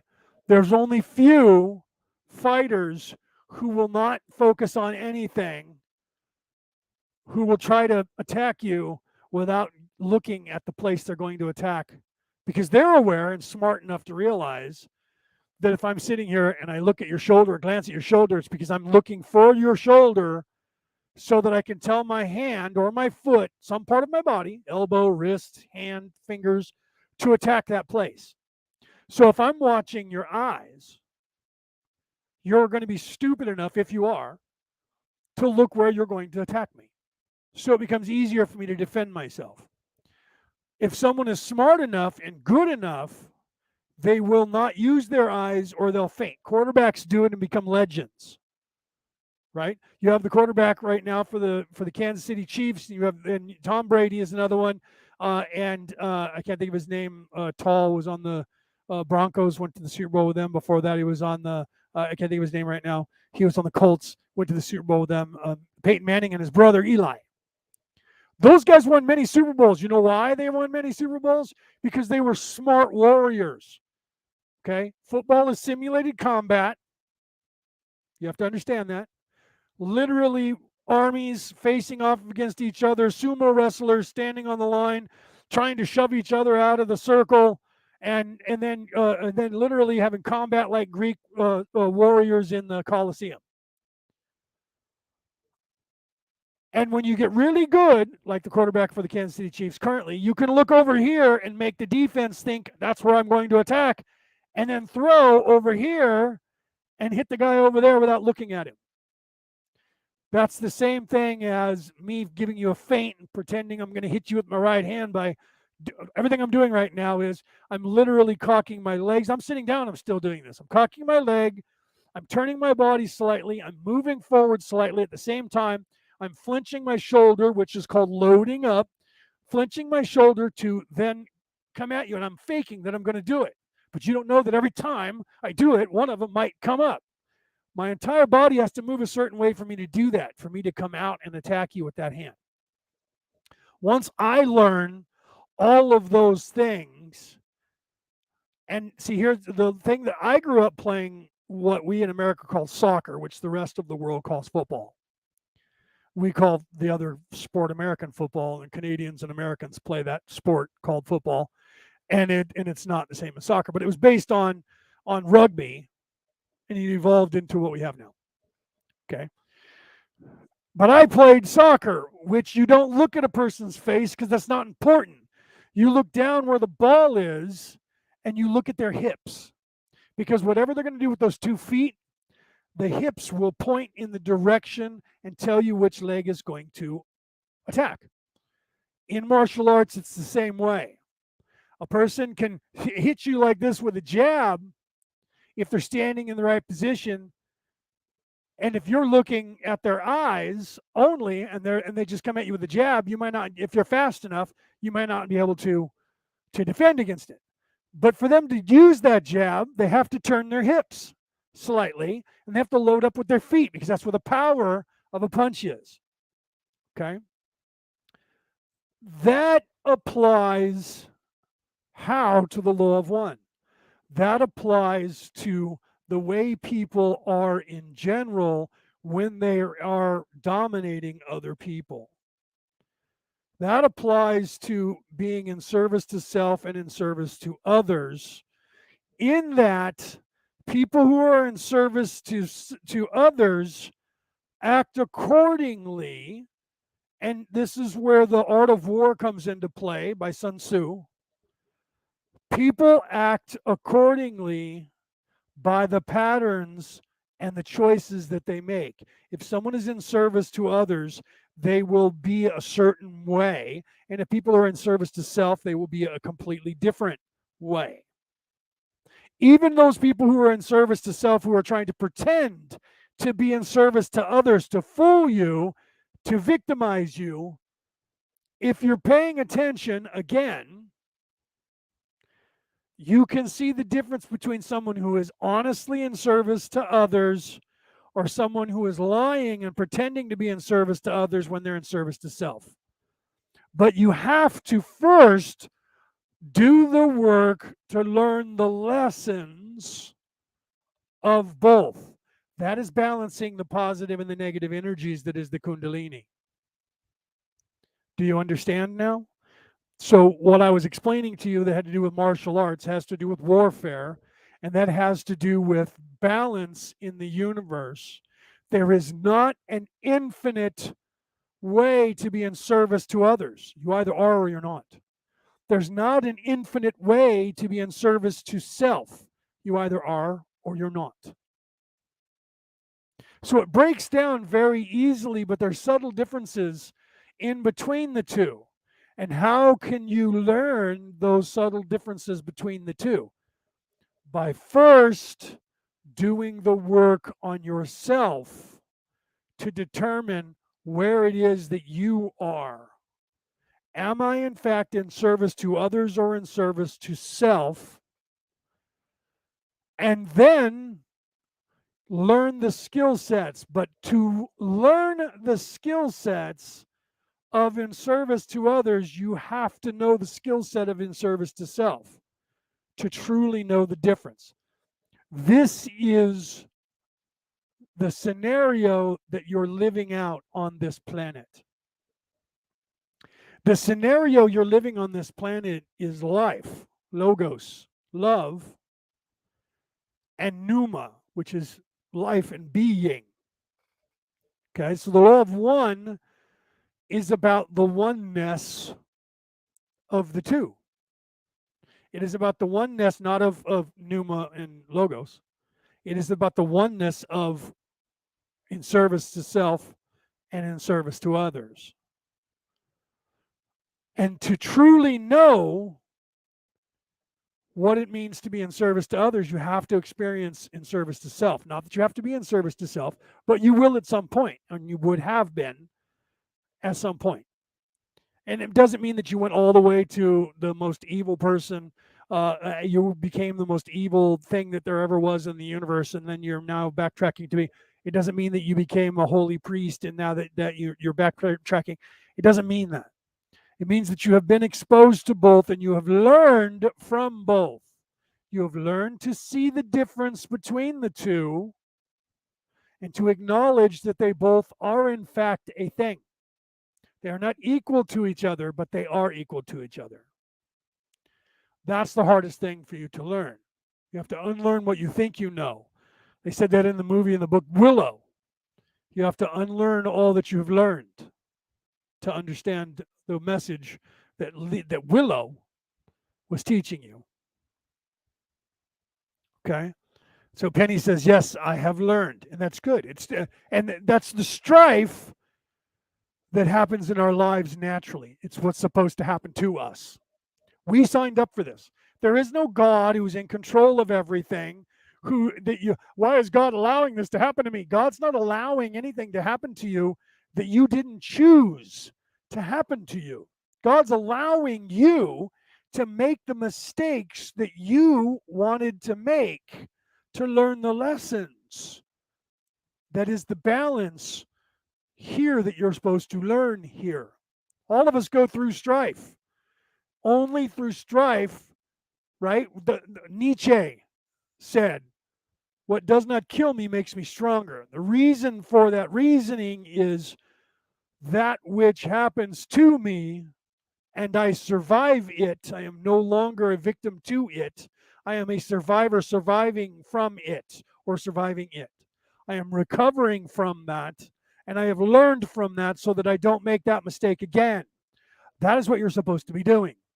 So we're supposed to love the wrong person. We're supposed to screw up. We're supposed to make mistakes. Why? So that we learn from them. You cannot truly know God until you know what it's like to not have God anywhere. So you cannot know the light without knowing the darkness. On the other side of the coin, you cannot truly know the darkness without having known the light.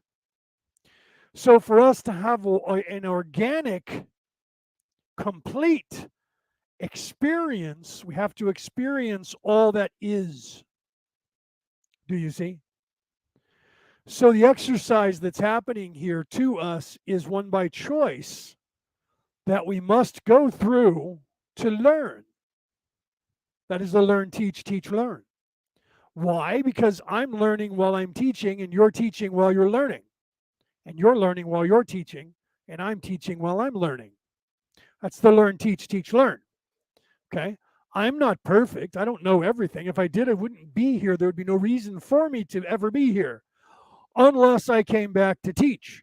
But even then, you don't come back just because I am the all knowing. Jesus Christ did that. Jesus didn't have to learn anything, but I'll bet he did. I will bet you that when we all get out of here, when you get out of here, if you get out of here before I do, and you go before Jesus and ask him, so in the time that you came to the earth legally and then grew up, the 31 to 32 years that you were on the earth walking as a human, did you learn anything? I will wager that's a conversation that will go on for a very, very long time on the things that the Savior, if you're Christian, learned while here. Any of those people, if you find Marduk and ask Marduk, you were the savior of the people who fought Tiamat the dragon and saved the universe. Did you learn anything when that was happening? Well, of course I did. It would be folly to think that you stop learning, that you know everything, and that there's nothing left for you to learn. When you consider this, the law of one in and of itself states that the creator of the entire everything, multiverse, created everything and then wanted to know what it would be like to learn every infinite way of life possible. And that is now what's happening. So that means that even the creator of all the multiverses is still learning and making shit up, scenarios to learn whatever can be imagined. The infinite wisdom, the infinity, the infinite ways of possibilities of living. So if the creation of the universe is still learning, what would make me think being third octave from the beginning that I know everything there is to know and there's nothing left for me to learn? That would be a very big ego to say, I know everything and you all need to pay me every kind of money because I know it all. Right? So people go, that guy thinks he knows everything. And I have never said that in my entire life. I know everything. Just ask me, I'll tell you. Only ego answers that question that way. Only someone who's an egoic mind, who believes in their ego, whose vibration is about this far off of a lizard brain, thinks that they know everything. I'm smarter than you are. Anyone who says that to you is not smarter than you are. Because it takes someone who is really stupid to claim that they're super smart. I'm smarter than you. I can prove it. Because there are tests that evil people have invented. One's called the IQ test. I score very highly. That IQ test was designed by rich people for rich people to look intelligent. That's been proven. When they take the IQ test as it is and they give it to the kids in Compton, California, that's the biggest slum area where African Americans, quote unquote, who are not very well educated live. And they score low, like they're stupid. So therefore, us Ivy Leaguers are obviously superior. I'm not an Ivy Leaguer. I'm playing the part. So a scientist decided, I don't think that's true. So they took all of the questions from the IQ test that was designed for Ivy Leaguers, and they changed the questions but made them basically, parables. That means, for those of you who aren't sure what that word means, I'm not claiming that you're stupid. I'm just saying that if you don't know what that word parable is, it's a 50-cent word in a 5-second conversation. That means that it means the exact same thing, only worded slightly differently. So then they changed the questions so that the kids in the inner cities, poor kids, would understand the questions. and relate to them because it had to do with their surroundings, not the Ivy League teachings. And guess what? They tested just as high IQ as the Ivy Leaguers. And when it was given to the Ivy League, they tested just as stupid as the poor kids did on their Ivy League test. Okay. So when someone says, I have an IQ of blah, blah, blah, oh, that means you were able to learn and be indoctrinated into that way of thinking enough to where you understand how to be an 18-year-old at best. Okay. And why do I say that? For those of you who don't know, look this up. Google it. Even Google will tell you the answer. What is the IQ test based on? The IQ test is based on the fact that no human being is mentally maturer than the age of 18. So that everyone is a child. They are not, in fact, an adult. If you test as a genius on the IQ test, what that means is you are, in fact, an adult mentally. Do you understand? So they don't allow an higher education so that you become an adult. They keep you a teenager at best. So you're still a child with a childlike mind and a childlike ego your entire existence. That is done on purpose because children are run by ego and they believe, which most of you do, and I did at one time, that I was the thinking mind. Okay?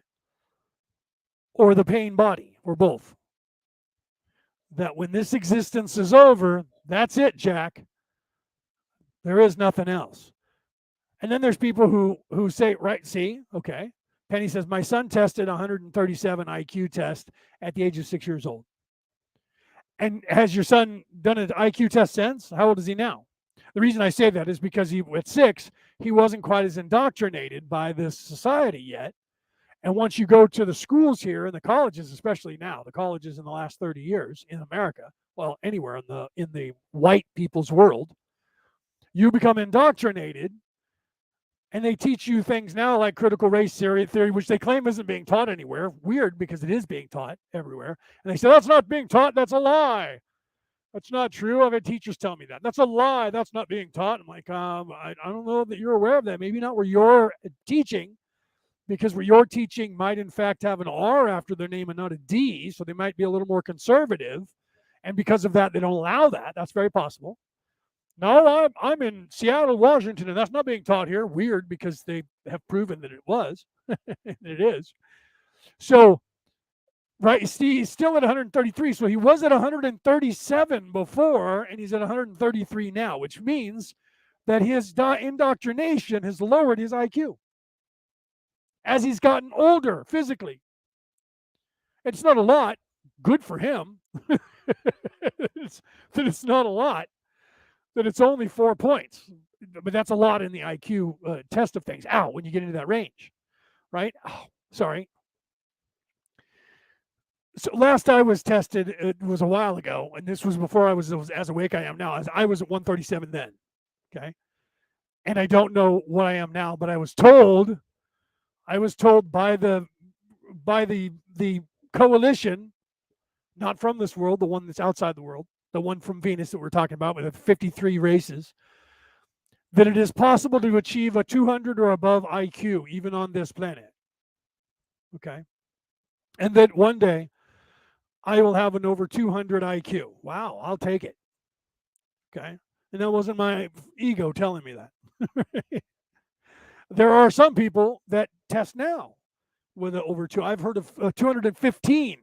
I don't know anybody who's tested higher than that. I hear rumors of someone that's higher than that. But Einstein, for instance, had a 165 IQ. And I was told that my IQ now is more like 167 to 169. I don't believe in the IQ test because the IQ test is based on the fact that nobody is over the age of 18 anyways. And the IQ test has been proven that people can learn and get a higher IQ by learning. What is that? Knowledge. Okay? Knowledge. So, right. Penny said, "What is yours?" It's high, I can tell. Thank you. Thank you for that. So, but knowledge. Knowledge is the key. The more knowledge that you gain, the more you become an adult, not a child. When you become an adult, your IQ goes up because you're seeing things from the eyes and through the eyes of an adult, not a child. So when I was tested at 137, I'll tell you right now, I thought I was awake then. I was, but I was nowhere near as awake as I am now. So 15, 20 years ago, I tested at 137. I'm told that it's more like 167 now. And I was told that I at some point before I die will be at 200. I love the fact. I'd love to hear that. Right? I'll take it. But that has to do with becoming awake, learning knowledge and the understanding of the higher learnings, and then you learn the higher learnings. It happens. You gravitate at some point. You start to rise, and if you allow that to happen to yourself, you will gain more and more and more knowledge. The universe itself will teach you if you pay attention. You don't need books. The books are corrupted.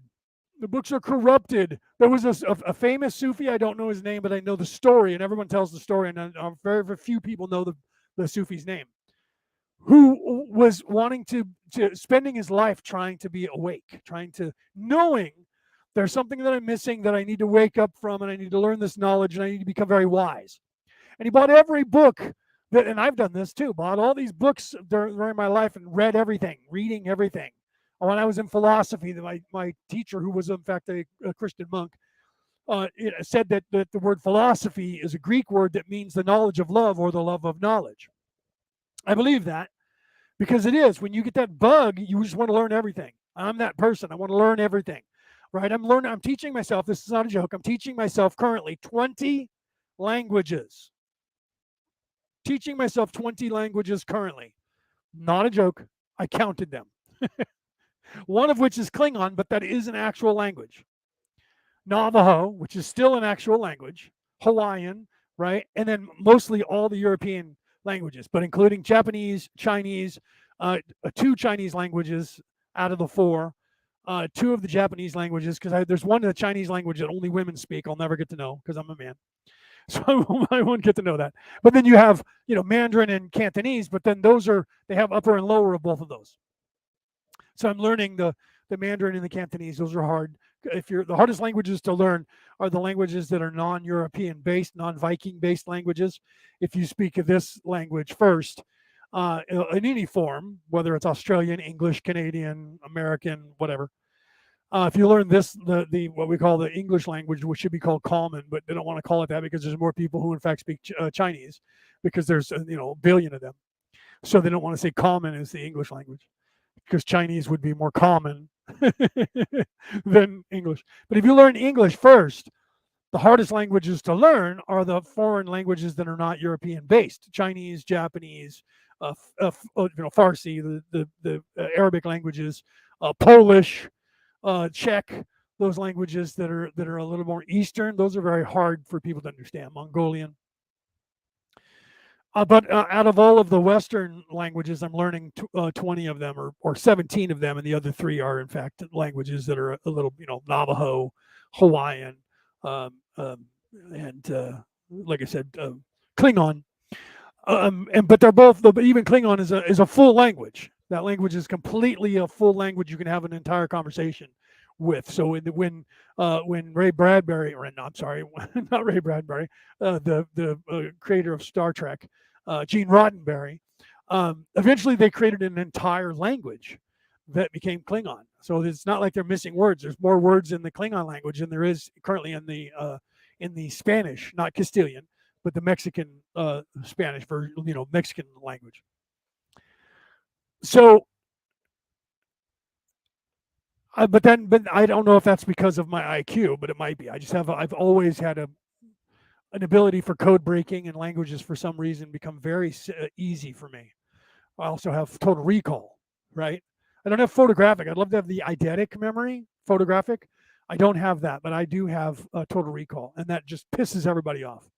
So for those people who have eidetic, people just then they go because you could say you could literally say a date, 1987, the 12th of May, and the person with eidetic memory will go, that was a Tuesday, and this is what happened. Not a joke. They know, what happened on that day at 4 p.m. to you. That was a Tuesday, 4 p.m. I was here. I was this age, and I was watching this on television. I did this, this, this, and this, and was the songs that were the most popular on the radio that day, that month, that week, that year. They can tell you all of that. I don't have that kind of memory. I wish I did. But then again, I'm 6'1", and I wish I was 6'5". My brother's 6'5", and he wishes he was 6'9". And people who are 6'9" wish they were 7'3". Someone with curly hair wants to have straight hair. Someone with brown eyes wants to have blue eyes. Someone with with straight hair wants to have curly hair the other way around. You know what I mean? So it's always whatever you have. You always wish that there was more, or it was different from what you have. I have freckles. Well, 10% of the population of the earth has freckles, right? I grew up not wanting freckles because everybody made fun of me because I had freckles. Now I'm in the 10%. Right? I have type O negative blood. That's 10% of the entire planet, right? I can only take type O negative blood, but I can give anyone on this planet mine. But I can only have type O negative. So I have the rarest blood type, which is the universal donor. If I'm giving it to you, you'll accept it. But my DNA will only take type O negative, not even type O. Has to be negative. Or as long as it's not type O positive. If it's type O but not negative or positive, I can accept that. Otherwise, I can't take any other blood. So, do you see my point? But I believe that the IQ is learned, and I believe that you become smarter as you become wiser. And the only way that you can truly become wiser is to not be in service to self. Not saying that people who are in service to self are not intelligent and they are not geniuses and they are not wise. Most of your serial killers, in fact, I was training, I was going to go to Quantico to become a serial killer hunter, right? To be a profiler in the FBI, not a joke. And 100% of all serial killers have a large IQ. They're very intelligent. But they're in service to self, right? So people, right? So, right? I'm reading what Penny said. I'm also trying to awaken. I didn't finish that story. So let me finish that story, and then I'll read more of what you said. She made a couple comments. So the Sufi was buying all the books to become awake and to wake up and to know all this knowledge, and spent his lifetime. And this is what Nietzsche did. In Nietzsche, I'll tell you what Nietzsche said at the end before he died. The Sufi one day woke up in the morning and realized that he had awakened, that he was awake. And he looked around in the world, and then he laughed, and he took all the books that he bought and he took them out on his front lawn and he burned them. Because nothing in those books helped him whatsoever. And moreover, and I know this to be true because it happened to me, when you become awake, you realize how simple it really is, and that literally it is in front of your eyes 24 hours a day, 7 days a week, 364 and a half or 364 and a quarter days. Literally, the entire knowledge that you're waiting to wake up to and because is in everything. Do you understand? It is that simple. It is in front of you and it is in everything. And you do not understand how you did not see it until now. How could I have missed this? Then the problem is you turn to someone and say, you see this, right? And they go, what the fuck are you talking about? You don't see this right here? This right here in front of your face? Okay, are you high? Are you on drugs? Are you okay? And only other people who are awake go, of course I see it. And it's here and it's there and it's here. Some people will lie to you and go, well, yeah, of course I see it. Right? But then you're waiting for them to say, and it's in this and it's in there and it's in there, and show you examples, and they can't or they don't. Those are the people that aren't really awake. They're trying to pretend and get you to think that they're awake.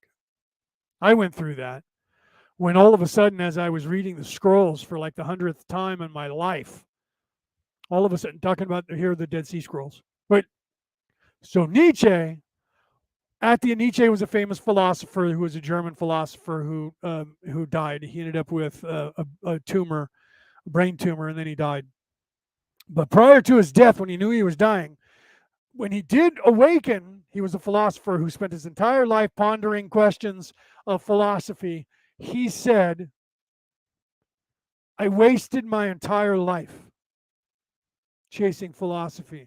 My advice to anyone who's starting to learn philosophy, run for your life and ignore it, because you'll spend your entire life asking questions that will never give you complete answers and will only give you more and more questions and answer only enough questions to get you to ask more questions, and you will never answer the questions of the universe, because he never actually woke up to the actual answers in the universe before he died. So he had said, this is folly, run from it as if it is the plague. Because he died not having actually awakened. And that's too bad, right? But if you don't know that, then it might discourage you, okay? And you might end up not continuing. So when I was reading the Dead Sea Scrolls, since the time, they found them in 1948, so they were available, especially with the internet after the mid to 90s, late 90s, going into the 2000s. They were all over the internet. So I've read them over and over and over, and I understood them as best I could, but I didn't, and I'm sure that there's more that I haven't gotten from them. That's why I'm doing the Law of One again, because I'm learning more. And when I go back and look at the Law of One, I go, why didn't I see that earlier? Because I wasn't in a place to. All of a sudden, I was able to understand the scrolls in a way that I know that nobody else understands, because if they did, there would be books and people would be on television talking about it in movies and documentaries, and none of that's happening. I looked around and it wasn't happening, so I thought maybe I'm missing something. So then I started asking people around me that are in this industry, hey, I've been reading the scrolls over and over, and all of a sudden, lately, I'm able to understand them. Most of the people around me go, yeah, me too. And then I'm waiting for them to continue, to give me an example, and they don't. And I'm like, no, I don't say this to them, but I'm thinking, you don't understand them, because if you did, it wouldn't be as trivial to you as you're acting. Well, yeah, man, I'm understanding them too. Isn't that weird? It must be something that everybody's starting to wake up all of a sudden. And I'm like, no, because you don't understand how important this knowledge is. And then when I look to other people who have awakened, they go, yeah, man, when I first learned that, and some of them would be like 35 years ago. And I'm like, wait a minute, you understood this 35 years ago? How come you're not rich? Because nobody wants to know what you know. And you're learning that now. Nobody will believe you because they have to be in that place. So I can tell you now because you're there. But you're going to tell people and they're going to not listen to you. They're going to think you're a know-it-all. So you're going to try and tell them. Jesus tried to tell us the same thing you're trying to tell them. Not that you're Jesus. I'm like, I don't have the ego to think that I am. But they'll only get what they're ready to. Just like you, your entire life, only understood what you were ready to understand on your journey. And I'm like, all right, I get that. So the truth is that even though I know, there's some things I can't tell you. And I've gone over that and talked about it, where there's certain things that I know. Drumvalo Melchizedek did this in one of our chats. I think it was Peter that not Peter Coyle, but Peter GV from South Africa. One of the two of those Peters, I think it was Peter from South Africa, not from Ireland, posted the video the day prior on the show. And this has been about a month or two ago now. On a Friday, I went to tell you guys something and couldn't. When I tried to force it, the universe wiped the memory out of my mind, and I laughed about it and went, okay, I don't even remember what it was that I was going to try and forcibly tell you, but the universe was trying to tell me, shut up, this is information that some of them out there can't know yet. And I ignored that and tried to push forward, and all of a sudden I was blank and didn't have the memory anymore. And I couldn't even remember what it was I was going to tell you until later when I said to myself, okay, I'm not going to tell them even if I remember it. It came back to me and I laughed and said, now I remember what it was that I was going to tell you, but I can't attempt to tell you that because the universe will not allow it. The very next day, unbeknownst to Peter, who was showing a video, because I had mentioned Drumvalo Melchizedek. Melchizedek is a title. It's a priestly title. It's the same as having a druid title of Merlin, or the Green Man, which I have both of those, or having the Jedi Knight title, I have that, or the Christian Minister title, which I have two of those, one in the Catholic Church and one in the rest of the Christian religions on the planet. It's a priestly title, like rabbi. Rabbi means teacher. It's a priestly title, or whatever you want to call that. Priest, father, padre, minister, whatever you want to call that. Reverend, it doesn't matter. They all mean the same thing. So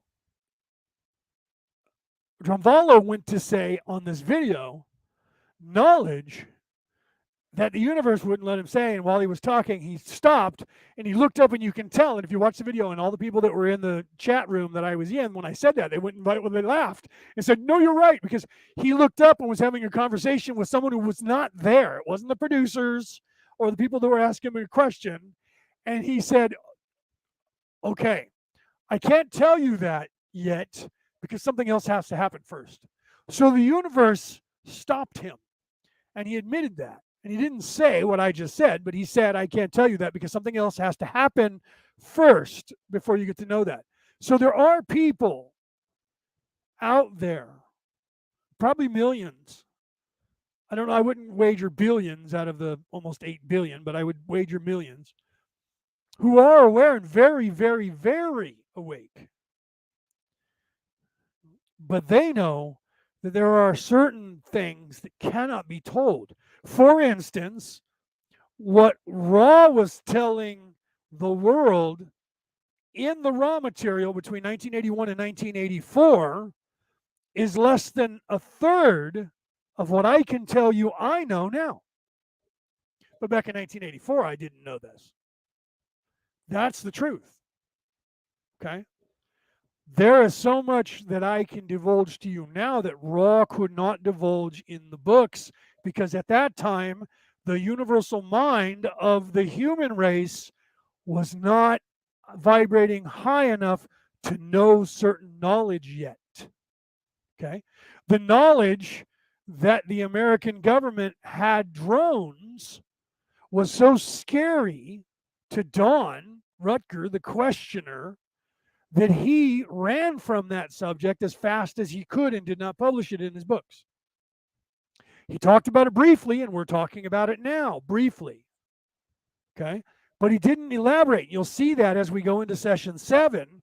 He didn't ask more and more and more questions. Who is questioning an alien who says to you about this consortium, this coalition of 53 races that are in fact here quarantining the planet from the planet Venus, and that is not the most important fucking thing you've heard in 1981, to where you want more fucking knowledge about that.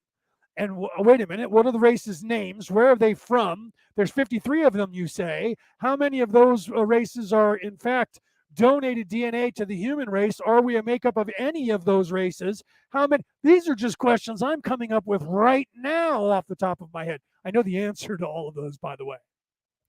But I'm thinking back to 1981 or even in 1984 to myself in my 20s. What would I have been asking this guy? Well, I say this guy, but this entire species that's speaking through my wife. Okay? I would be asking, maybe it's because I was a host and have been a host of a show now for 7, 8 years, now almost 10 years, and I've been asking questions my entire life. Right? I talked about that when I was a kid in my 20s. What's his name? I can't think of his name now. My sister just gave me his name. Alice Cooper. Alice Cooper, a heavy metal rock star who wore paint on his face like a clown, right? When he had black lips, he almost looked like. In fact, he looked like the Joker. Only the Joker in the Batman movies, they painted his lips more to look like a clown with the red nose and stuff like that. But he had basically that face before the Joker did, or maybe the Joker did. I'm trying to think back when the comic books came out. Either way, it doesn't matter. But he painted himself with all this paint on him, white with black, stuff to make him look evil. And he was a rock star who sang rock and roll, man, heavy metal. And I was 18 at the time. I'm 55 tomorrow. It's my birthday, just so you know. Not kidding. Today is the 9th of September. I was born on the 10th of September, 1967. I'll be 55 tomorrow. And when I was 18 years old, he was in an interview, and the last thing he said to the camera was he looked at the camera and he said, "Question everything." And here I was as an 18-year-old kid, and I heard him say that, and I thought, wow, question everything. And then that harkened back to my father, who, when I was a kid, because we lived across the street from a Mormon church, the Church of Nazarene, and I had gone to a couple Sunday school classes there, and they were teaching Christianity. And I came back and I said to my father, "Are we Christian?" And my father, thank you. Penny said, "Happy birthday." Alice Cooper, I know, right? Alice Cooper, she says. She gives the rock fingers. Alice Cooper, rock and roll, man, right? So my father said, "Well, son, we're Catholic, which is a Christian religion, but this is what you need to understand and what you need to know. If you want a religion, you need to look into all religions." My father was very, very awake. And I'm only now knowing that. My father died by the time he was 59. And here I am. I'm almost as old as he was when he died. But he was very awake when I was 8. He was 40 when I was born. So he was 48 at the time. He's telling me this. He was awake enough to say to me, read their Bibles, go and buy their Bible, whatever their Talmud is, whatever their dusty tome is, read it. Don't just read that, but go to their church, synagogue, whatever their place of worship is. Ask the people there about their religion and go to the services there and learn from them. Find their clergy and ask questions. Learn about all of them and then decide whether or not you want to be a part of any religion whatsoever, and then go down that path. That is why I call myself a theologian at this point in my life. Since I was 8 years old, I have tried to learn, and I still do this. I don't care what the religion is, I'm still trying to learn from it. Old religions that no longer are on this planet, new religions that pop up, and all of the big religions that are currently on this planet. I try to learn as much as I can about them. And I used to own one of the Bibles from almost right now. I only own 2, but I used to have like 18 different religious doctrines. Now I can just read them online. So I don't have the books. I don't carry the books around with me anymore. But I do have a Bible, a Christian Bible. I have the working Bible that you have for the teachers, the one with the gold inlay and the red words and the captions on the sides of the page that make the priest look smart. I have one of those right there. So I could literally take that, start a church. I have the license. I could start a church or go to a existing Christian church and become their whatever you want their title is in that Christian religion or Christian faith, whether it's padre, father, not father, because father is only given to the Catholics and you have to go to their seminary to become a father. They don't recognize any other, even if I'm a minister and I go to the Catholic Church, if I want to become a priest in the Catholic Church and be called father, I have to go to their seminary to become that, because they have an indoctrination that they want you to know, right? And that's where they teach you how to bugger little boys and rape the nuns. Right. That's wrong. I shouldn't say that, because not all of them are that way, right? Literally, you have to realize that it is 14% of the population of this planet are in fact nefarious or in service to others, evil, narcissistic, egoic. All of the others, right? 84%, so it's 16%, 84% of the population is in service to others, not in service to self. Okay, so it's not all of them, but I joke, right? So thank you, by the way. Penny said happy birthday. I don't know if I said thank you. So thank you. So once you learn the knowledge, and what is the whole purpose of that, right? Once you wake up and you actually become an adult, that's when something becomes apparent to you. But we say that word slightly different, don't we? That became apparent to me. Did that become apparent to you? That's because you become a parent. You become an adult. That dawned on me. It became apparent to me that something was different. So it dawned on you and it became apparent because you were thinking like a parent, not a child. Once you apply the idea of the one, right, which is in all the religions, think about that. There is one true God and Jesus is his prophet. There is one true God and Muhammad is his prophet. There is one true God and Elijah or Daniel or David or whichever one the Jews prop up this week is the prophet. Or Moses, right? And then if you go to the other religions, it's the same way. When you get to the Bohemian religion, there is one true all God, all Father, and Thor is his.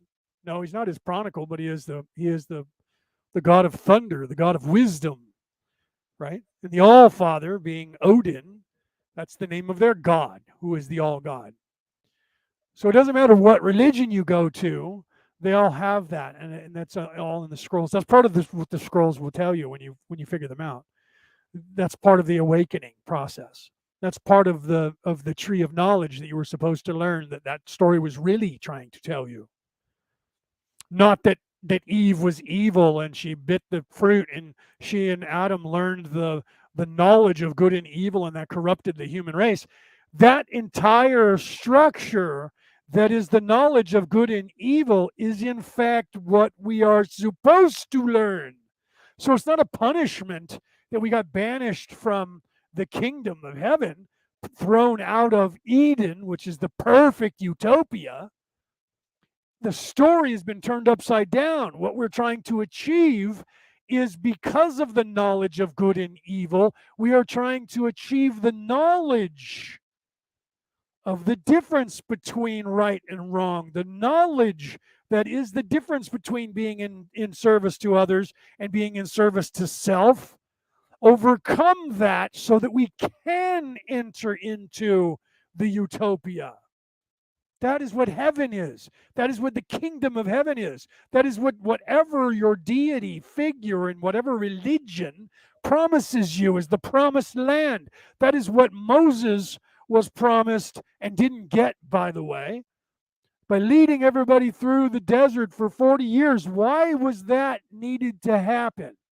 Why is it that all the people that were enslaved, according to that religion, according to the Hebrews, they were enslaved, or the Christians, because I believe the Hebrews are a little bit more objective, and they say they were under contract, they were not in fact slaves, which makes more sense. Let me get to that. If you are a slave, you're there against your will, and you were born to slavery against your will, and Moses, who was charged by God to go to Ramses II and say, let my people go, and he said no, etc., etc., etc. Oh, I'm sorry. I went on to the King of Siam, but the same actor played, right? Yul Brynner played the King of Siam and Ramses II, and I just blended the two movies together because he said etc., etc., etc., because that was in the King of Siam. I apologize. So he said no, and this and that, and your God is just a joke, and he's nothing. And then the plagues and all that. And then the Exodus. So the Exodus happens, and the Jews are now free who have been enslaved for 1,000 years, according to the Christians. And now they get to wander in the desert. God doesn't give them the promised land until every single person who was alive, apparently as a slave, is dead. But Moses is kept alive, and so is his family. But when they get back now, taking them to Jerusalem, God says, wait, Moses, you don't get to come here.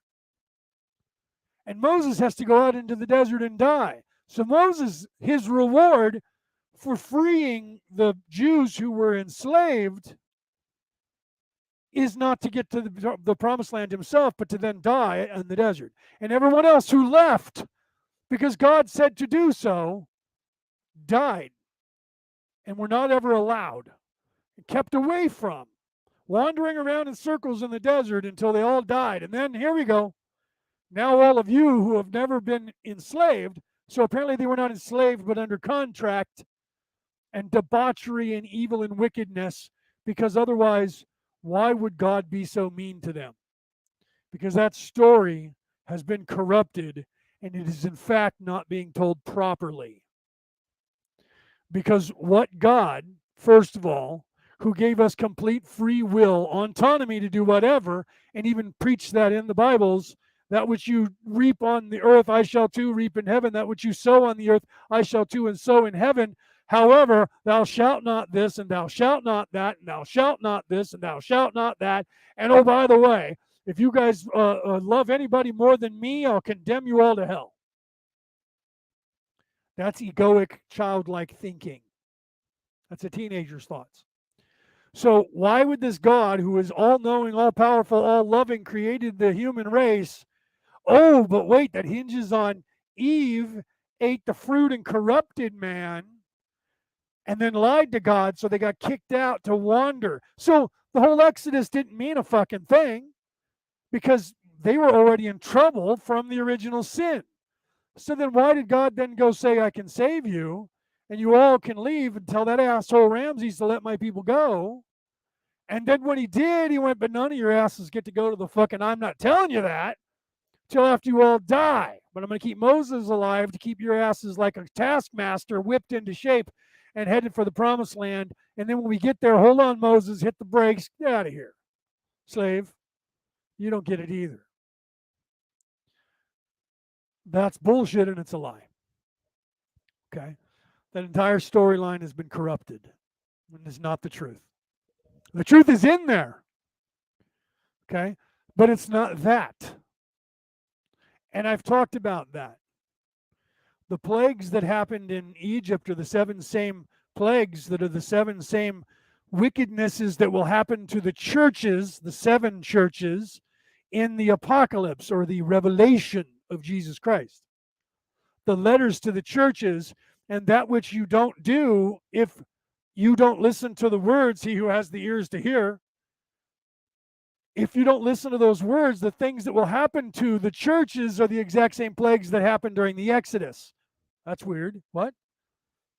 That's bizarre. And the seven churches happen to coincide with the seven major arcana, major chakra points of the human body.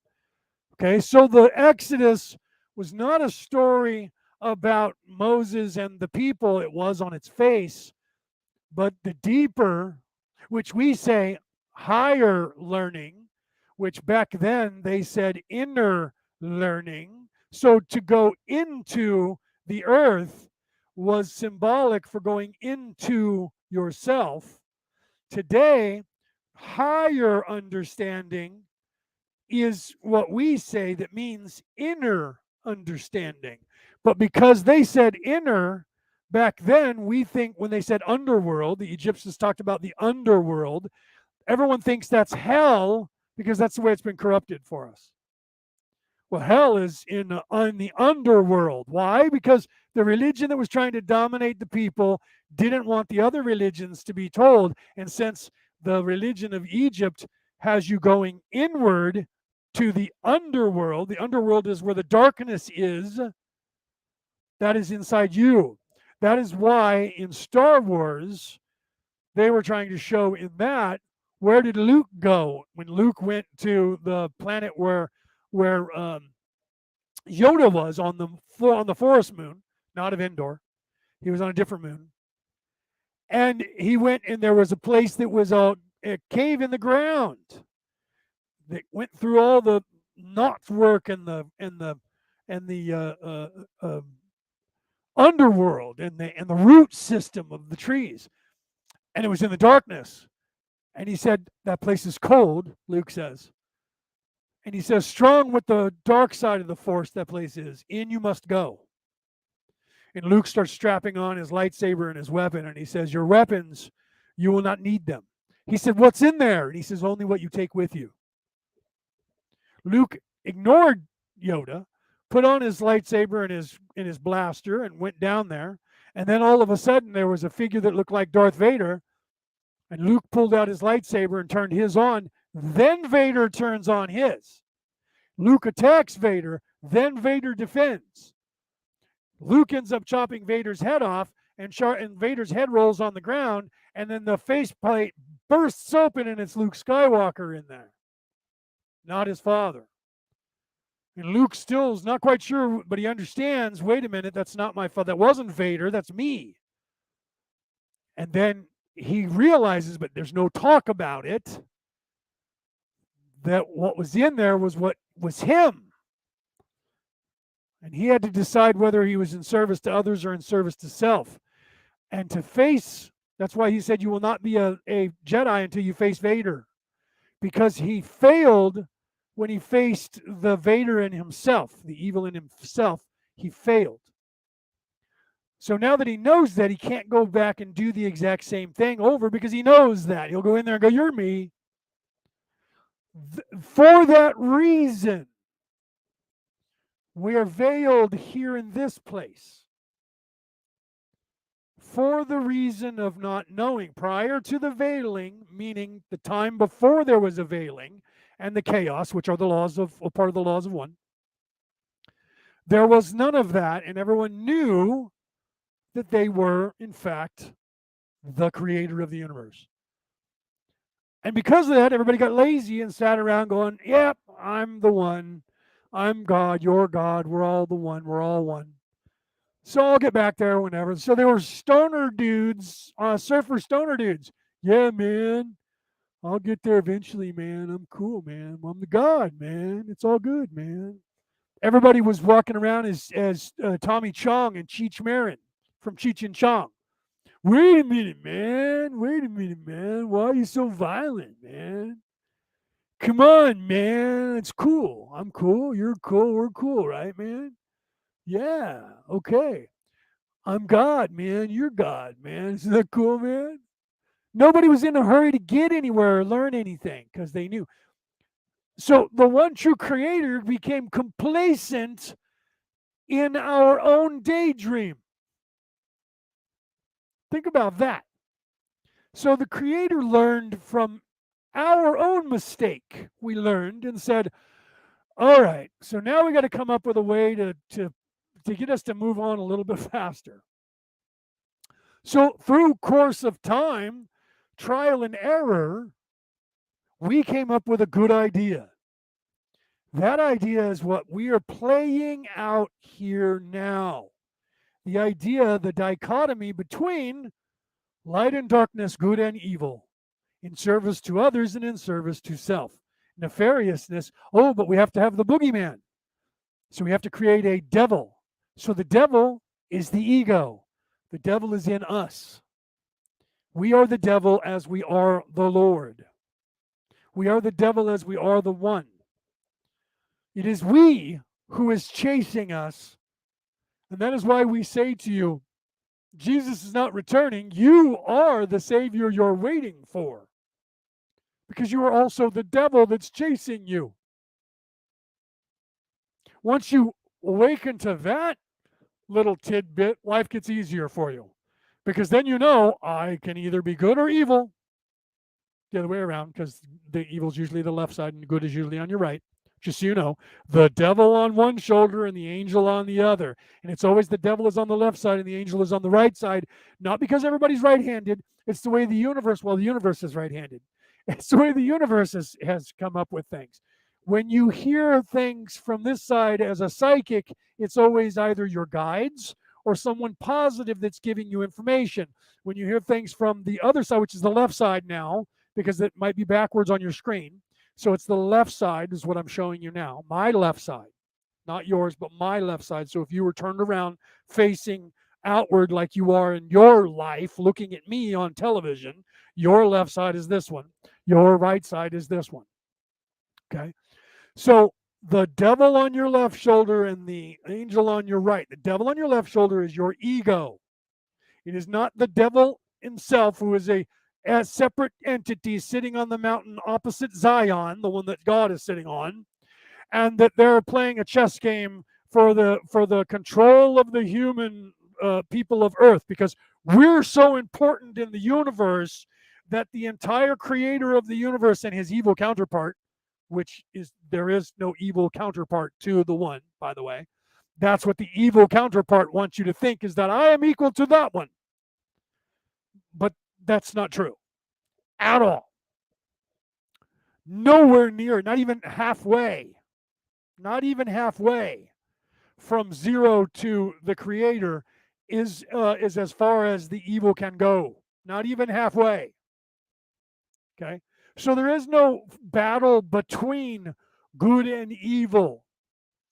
The battle that you have is between your ego, the devil on your left shoulder, and your conscience, right? Conscience, not consciousness, not conscious, but conscience. That which in you says, don't do that, that's not right. You know, and that is just as powerful as your ego. But we don't listen to goodness as much as we hear evil. The reason for that is, if you are a person who is in service to others, you don't have to pay so much attention to people who are in service to others harming you. So you're more prone to go, is that person lying to me? Then is that person telling me the truth? Because you want everyone to tell you the truth.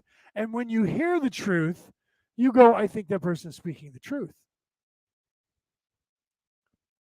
But you're listening, going, is this person telling the truth? You're questioning, which is good. So you're apt to find and see negativeness. But when you live on a planet that is like 14% evil, and they are vying for power and control of everything, and get themselves into a place of power and control over everything, they do that because they're trying to get you to believe that there are more of them than there are of you, and that they are stronger than you. You're alone. You are just one little tiny person that I can take back your freedom. Freedom is not something that you have, it's given, and it can be taken away. They say these things even here in the United States, that you live by another's leave because I own this land and I own you. No, you think you own this land and you think you own me, but you don't. And when you die, the land will not cease to be, which means you're not all seeing, all knowing, and all powerful. Yes, but my people who are my relatives will then own it. No, you just keep telling yourself that, and enough people start believing you because you have a piece of paper that says, I own this, and that guy says I own this. You mean the guy you paid to say that you own that?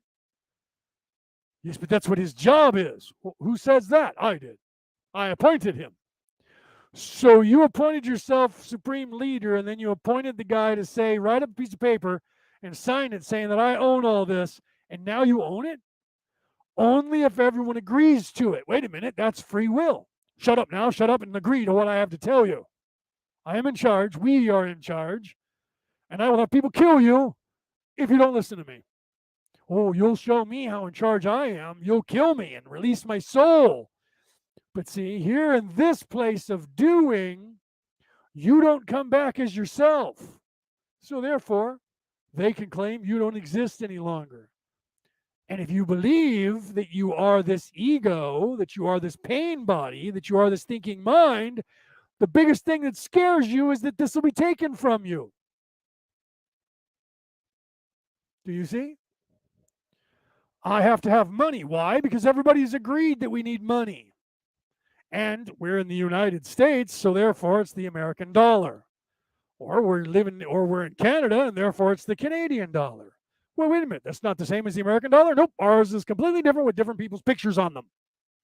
We have our queen and our people. Wait, your queen?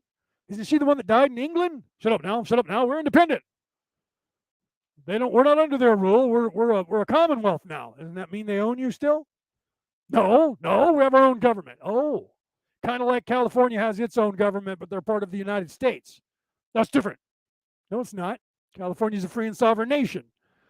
Didn't the English leave the EU because the EU thought they owned the English? Never mind that now. Never mind that now. Don't listen to that. That's different. How is that different? Because our queen wanted to leave. Well, wait a minute. We wanted to leave, and the United States wanted to leave, and now they're not ruled by the queen. They think they're not.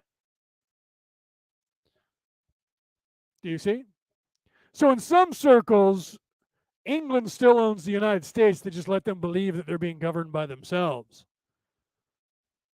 Do you see? But in some circles, the guys over there in Italy run the entire world. And they just let you believe that you're free. And then in other circles, it's the guys in Germany, the Nazis, and they own everything. And they're just letting you believe that you own everything else. So there are people in many different countries of the world who think themselves in charge and own the exact planet. There's also, I've met personally 4 people in my lifetime who are currently alive who claim they were, in fact, wait for it, King Arthur. Would love to get all 4 of them together and find out if they're all the same soul or if they're different people. Because all 4 of them claim they were, in fact, the Arturius. 4. Just like I said earlier that I've met 7, spoken to, or listened to, or been told about 7 different alien races who claim they invented this human race on Earth and, in fact, own this planet. Not, I'm of a consortium that I and 6 other races created you. I created you. 7 different races, and I know there's more. 7 that I know for a fact said those words. Okay, one of which, if you watched The Fourth Kind, in that The Fourth Kind claimed the same thing. Okay, and that was based on true story, many true stories, as a matter of fact. And I've read the actual research that was based on. That was based on reality, but nothing of that movie. Even when they show you this is all the police cameras, those were all filmed. If you get the DVD and you watch the DVD stuff, the special stuff afterwards, they show you when they were in fact filming the stuff that's supposed to be the real police cruiser videos and cameras on the cops.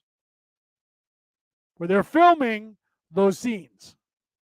So there's nothing of that movie that is in fact true, except for that was based on the fact that in the FBI files and in history in the United States, more weird things and supposed abductions have happened in Nome, Alaska than anywhere else in the United States. That is a fact. And there is, in fact, a real researcher who, in fact, did use hypnosis to regress people and wrote books about alien abductions being remembered, like Betty and Barney Hill, which is the oldest of those, and going forward. Okay, many books, and that person is Bud Hopkins. Bud Hopkins. You can look that up. So that movie was based on his research that he didn't believe in UFOs in the beginning at all, and was using hypnosis to regress people in their lives to a trauma to help them through the trauma, which is what Dianetics does. And they hook you up to a lie detector test, and then they force you to go through childhood traumas or a rape or something that is bothering you, and they show you how the Geiger counter plays out on there when you're disturbed and memorizing it, and then later they force you to do it again, and you're still hooked up to the same lie detector test, and it gets less and less and less as you deal with it, which is true. And then they say that they claim that it was because of them. Their Dianetics is the reason that you're getting over it. Pay me more money and you get a better seat. That's, Leper Messiah, a song by Metallica, explains that whole dichotomy. Send me money, send me green, heaven you will meet. Make your contribution and you'll get a better seat. Bow to Leper Messiah. It wasn't written about Dianetics, but it could have been. It was written about evangelical Christians up there preaching, give me money and give me green, and heaven you will meet, make a contribution and you'll get a better seat. So, that's literally words from the song, by the way, written by James Hetfield of Metallica. Great song, great band, very awake. So, one of the greatest bands in the history of the world, mind you, like Tool in the modern day, right? Like Led Zeppelin was in the 70s, like the Eagles were in the 70s. Go back and listen to those songs. Right? Listen to Tool, listen to Led Zeppelin, listen to Metallica. Like I said, there's Iron Maiden. Listen to these bands that everybody thought were just satanic rockers. You'll find out they weren't exactly as evil as people think. That they were preaching to you and knowing there was algorithms they needed to get around and telling you true stories. That's why Alice Cooper, Ozzy Osbourne, you should pay attention. Black Sabbath, Rainbow, Ronnie James Dio. You should pay attention. There's many more Lemmy from Motorhead, that band Motorhead. All these bands that were heavy metal bands, rock and roll bands, they sing these songs that if you pay attention to from that perspective, and not just them, the Beatles, right? Not just them. I mean, look at John Lennon. John Lennon wrote and told you the secret to the universe and was shot through the heart for it. And he said, all you need is love. And then they killed him and shot him through the heart for it. Why was that? Shut him up. Okay. Penny says, all of my favorite bands. I love you even more, Penny. Mine too. All my favorite bands too. So, but then there's stuff, like there's stuff that has a more mundane, like country music. Country music mostly, there's a lot of songs, guys like Blake Shelton now, there's a lot of guys, Clint Black, a lot of guys who were very awake and they wove Kid Rock. He does that crossover bluegrass, hard rock stuff. He started out country and gospel. As a matter of fact, you can talk to him, he'll tell you that.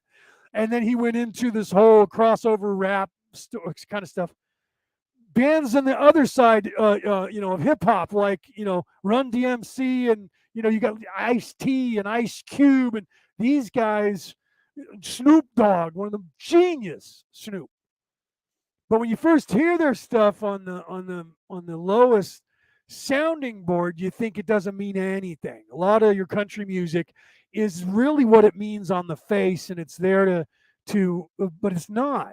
People think country music is just, it's just whiny, drunk Texans or cowboys singing about losing their dog and their wife and getting on one little teeny level. It is right, like Kenny Rogers. You picked a fine time to leave me, Lucille. 400 children and a crop in the field. Right? What does that mean? Oh, well, on that lowest level, that's a whiny, snivelly country guy whose wife walked out on him and left him with 4 kids and a crop in the field, and he's got to go out and try and pick the crops while he's got 4 children that he now can't watch. And he's going to have to put them to work with him because he has to bring him with him. And they're not going to want to do that. And how can he truly feed them properly? And he's going to have to pay someone to sit him on the lowest level of vibration. That is what that song's about. But do you see the other levels of what that song means? Or do you just see that one? Where you are in your vibration determines how much you understand about any story that you hear, see, read, or touch. Okay? And that is the truism that is what when the dichotomy that Luke had of going to save his friends knowing that they're in pain, and Yoda trying to tell him the future is hard to see, emotions is the future, so it's hard to tell. Yes, you could go and save your friends, but it might ruin everything that they stand for by doing so. But if I don't, they will die. You don't know that. He said that.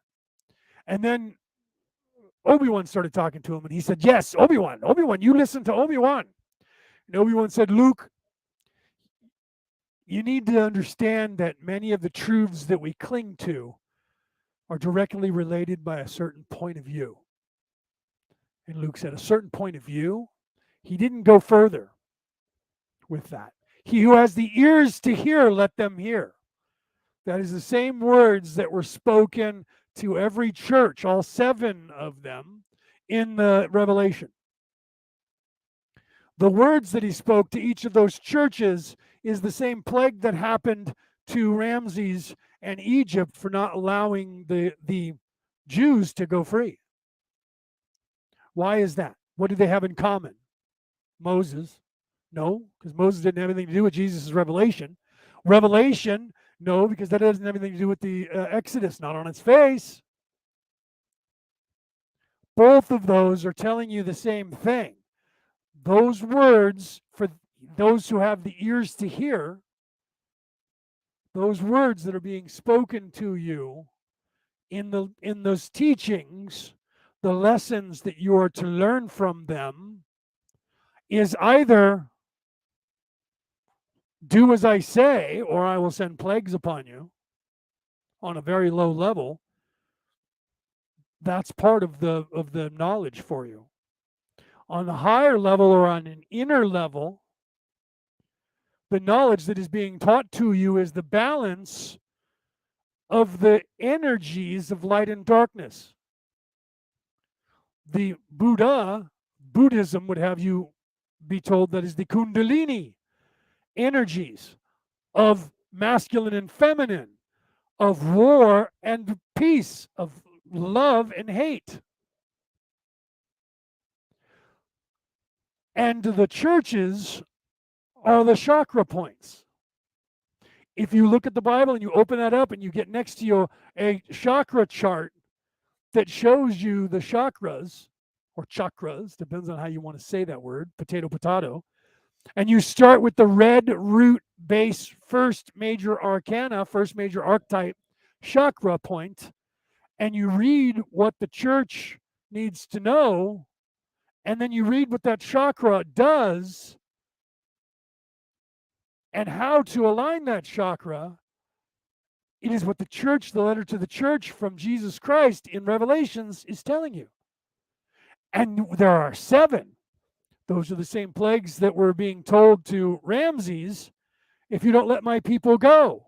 And what is letting my people go? They are going free of bondage. They are becoming independent and no longer slaves or under contract. And they are able to be free to what? To go to heaven, to go to the land of milk and honey, to the promised land. And he says no, and he refuses, and the plague goes upon him. And eventually, his ego casts the stone that says, whatever God says, whatever he chooses next will be his own undoing. His ego says, kill all of the firstborn Hebrew slave sons. And because of that, all of the slaves, all of the sons, the firstborn sons of Egypt die. That is the lesson to be learned in one of the arcana, one of the chakra points. Do you see? So these stories that on one level mean something completely different, and that's what people are supposed to think they mean as a child to scare you. As the adult hearing the exact same story, it means something completely different. Because it's supposed to mean something different for those who have the ears to hear, those who have the eyes to see and the mind to understand. So the older you are, the higher your IQ, the more you have wisdom, the more you actually realize or glean or understand, instead of understand, because we don't stand under anyone, about that which is around you. Until you get to the point where you look around and things become so simple that you can't imagine not realizing, and you ask yourself, why did I not see that? The entire secret to the knowledge of what's going on here in this dichotomy is so apparent to me in my place of where I am in my life. I can't imagine how I never saw this until a year ago. Why did I not see this? It's right there in front of everything, and it's in everything. It is everything. That is what I teach you or try to show you in my opening video. Those of you listening on the MP3 broadcast, you can only hear the music, so you don't get to see the visuals. I would suggest to you to go to YouTube or Facebook and watch that opening video and listen to the music. Well, the music is just there because it's really cool. Right? But if you watch the visuals and pause it and really pay attention to the spirals, to the mathematics, to the golden mean ratio, to the Fibonacci sequence, that's the beginning. That mathematics is the beginning for scientists to the understanding. But the scientists will never figure that out either if they continue to only look at the math and they don't look at things from an esoteric point of view or a spiritual point of view. Those people who are spiritual will not see the math in the spirals unless they understand that which is the spiral. This is why you see spirals all over the planet, because those people were not scientists who understood math, but they did understand the math. And they also understood the esoteric spirituality of that spiral. And that's why they're written and drawn in caves everywhere on the face of the earth, because very, very wise men and women deciphered that in nature, and they drew those for posterity. They drew it for the next generation to find and ponder. They were leaving it as adults for their children. And that's what I'm doing with that video. It's out there in the world for everyone to see. I'm leaving it for those people who can find it and have the eyes to see, the ears to hear, and the mind to know. And they will decipher that. That is the video that I put together. In fact, I even say to you at the end on one of the things, do you understand now? I'm trying to tell you something. And that shows you, that's why the show is called Orion Rising. That's why over here in that corner, Orion Rising is there. If you're on YouTube, it's over here on this corner on the bottom as well. Right. Right. That symbol that's on the cover of my book, I designed that. Okay. And that is the Orion Nebula, the constellation of Orion, above the pyramids of Giza in a night scene. The three pyramids of Giza are apparent there on the picture, and they are mirrored by the belt of Orion that is up in the sky. When the pyramids were built, the belt of Orion was exactly up in the sky. Not just over those pyramids. There are at least 4 to 7, and I'm believing 7 because of the number 7, because of the major arcana, the major chakra points. Places in the world where 3 pyramids are built exactly in that order all around the world. And in the video, in the beginning, one of the last visuals that you see are 4 of those pyramids from the sky looking down on those pyramids with the constellation of Orion's belt next to it. And that's where it says, do you understand? I'm trying to tell you something. Okay, so that's why there's so much pushback saying the pyramids are not aligned with Orion's belt. There's nothing to do with that anywhere, and that's a lie. There's nothing to do with aliens. Only stupid people believe that. Okay? All of that is being told to you because up is down and down is up.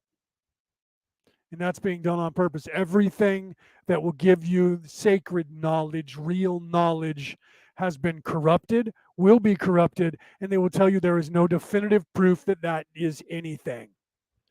Every single person who came to this planet, all 12 times, the last of which was called Jesus, there is no definitive proof that those people ever existed. That's what they will tell you. The scrolls, when they tell you from the Dead Sea Scroll, there is no definitive proof that those were actually in any Bible anywhere. There is no definitive proof that Jesus wasn't created by the Romans. The Jews, who believe, by the way, that only their race gets to go to heaven. I like to get some Jewish people together with some Mormons who believe only they're going to go to heaven. And then I want to get the two of them together with some Dianetics people who believe that only the Dianetics people are going to go to heaven. And then get them together with the master Nazi race because they only believe that only they're going to go to heaven. And let them people sit around and talk about it all day long and figure out who's really going to heaven. Because the Jews say it's not the Gentiles, and that is every other race except for the Jewish race. That they're the chosen race, and only they get to go to heaven. And it's just folly that I would even consider, because I'm Irish, and I'm Irish American, and I'm a Christian. And that was invented by some Roman guys to control the people. Who are they trying to control? That's right, you're Jews. Weird. Oh, but that was just a construct to give you the idea. Oh, and so was the construct of Marduk, and what your religion was based on was the Mesopotamian religion. Everything that happened in your religion is based on the Mesopotamian religion.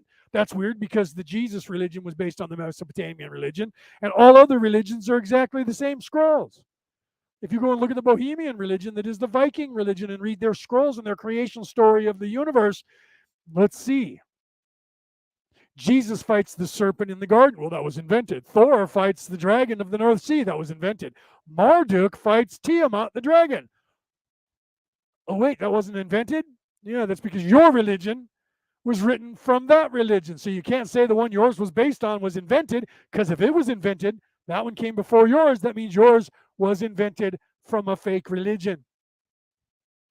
And then there's people out there that say religion in and of itself is completely a fabrication, and there is no such thing. There is no afterlife. It is just your ego. That's the ego telling you that. And here's the thing. You can believe anything that you want. That's the law of one. Uh-oh. Wait, that was just invented by Carla. So there is nothing? Yes. I want you to believe that, because then you will only believe that it's me who's in charge, because I'm the king. And what I say is the truth. You see? So there has to be doubt cast on everything. Okay? And none of that matters. That's the truth of it, and that's how simple it actually is. This is the part where I'm going to lose most of you.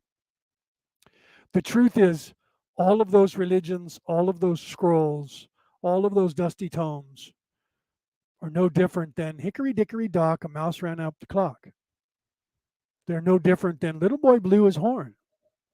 They're no different than little Jack Corner was what? Jerking off in the corner. Wait, that's an Andrew Dice Clay. I apologize. But they're no different than Mary Had a Little Lamb. They're stories that you tell. Humpty Dumpty fell off the wall. Those stories actually have some really, really intense meaning to them when you get past Humpty Dumpty was an egg man who fell off the wall and broke, and all the king's horses. Why are they trying? What makes you think that a horse can put some egg guy back together? All of the king's horses and all of the king's men couldn't put him back together again. What? That doesn't make any sense in any human way. It's not supposed to. There's other meanings behind them. But they still are only for children. So the story of the Bible, the story of Jesus, the story of Marduk, the story of Moses, those are actual events that may have actually happened or may not have. None of that's important. People come to me, and I'm a minister. Now, mind you, I have two Christian titles as a minister from two different religions. One, all of Christendom, right? Through the Universal Life Church, which I'll explain that in a minute, through the Universal Life Church in Phoenix, Arizona, and then one through the Catholic Church, Catholicism, which means Universal Life Church. That's why I said I'll explain that in a minute. So even though the Universal Life Church, which is in Phoenix, Arizona, is giving people the Christian title, that you become a Christian in all other faiths, the word Catholicism or Catholic means Universal Life Church. Okay? So that's what that means. People don't realize it. So through the Catholic Church, I am a minister, not a priest, because to have the father title, the priest title in that church, I have to go to their seminary. They wanted me to go to their seminary, but I didn't want to give up having sex with women or at all. No, sorry. Well, then you can't get into heaven. Really? Really? So what you're saying is the only way to get into heaven is for the human race to die out in like 2 generations? What do you mean? Well, if everybody of your faith didn't get married and have children because they had to be married to God, then your faith would die out because the human race would die off. Well, no, no, no, no, no, no. If you join the church, you have to dedicate yourself and be only married to God. Peter wrote that because he was gay and he was in love with Jesus and he didn't want to have to get married. Look it up. Look it up. Anyone who really knows and really looks at that, Jesus said it's better to marry than to burn, and I hate her and all her kind. So he was either this wise person who created the Catholic Church, who became the first pope, was either a bigot and a racist, or he was gay. Because he either hated women or he hated whatever race Mary Magdalene was. To answer that, about 5 or 7 popes after that, the Pope said, well, it's because she was a whore. Yeah, yeah. Remember when they were going to stone her to death? It was because she was a whore. She was a hooker, a lady of the night, and they were going to kill her for it, and Jesus saved her, and she washed his shoes and followed him around after that, licking his ass. That's how they answered that. Because people asked that question too, then. So they had to give a story.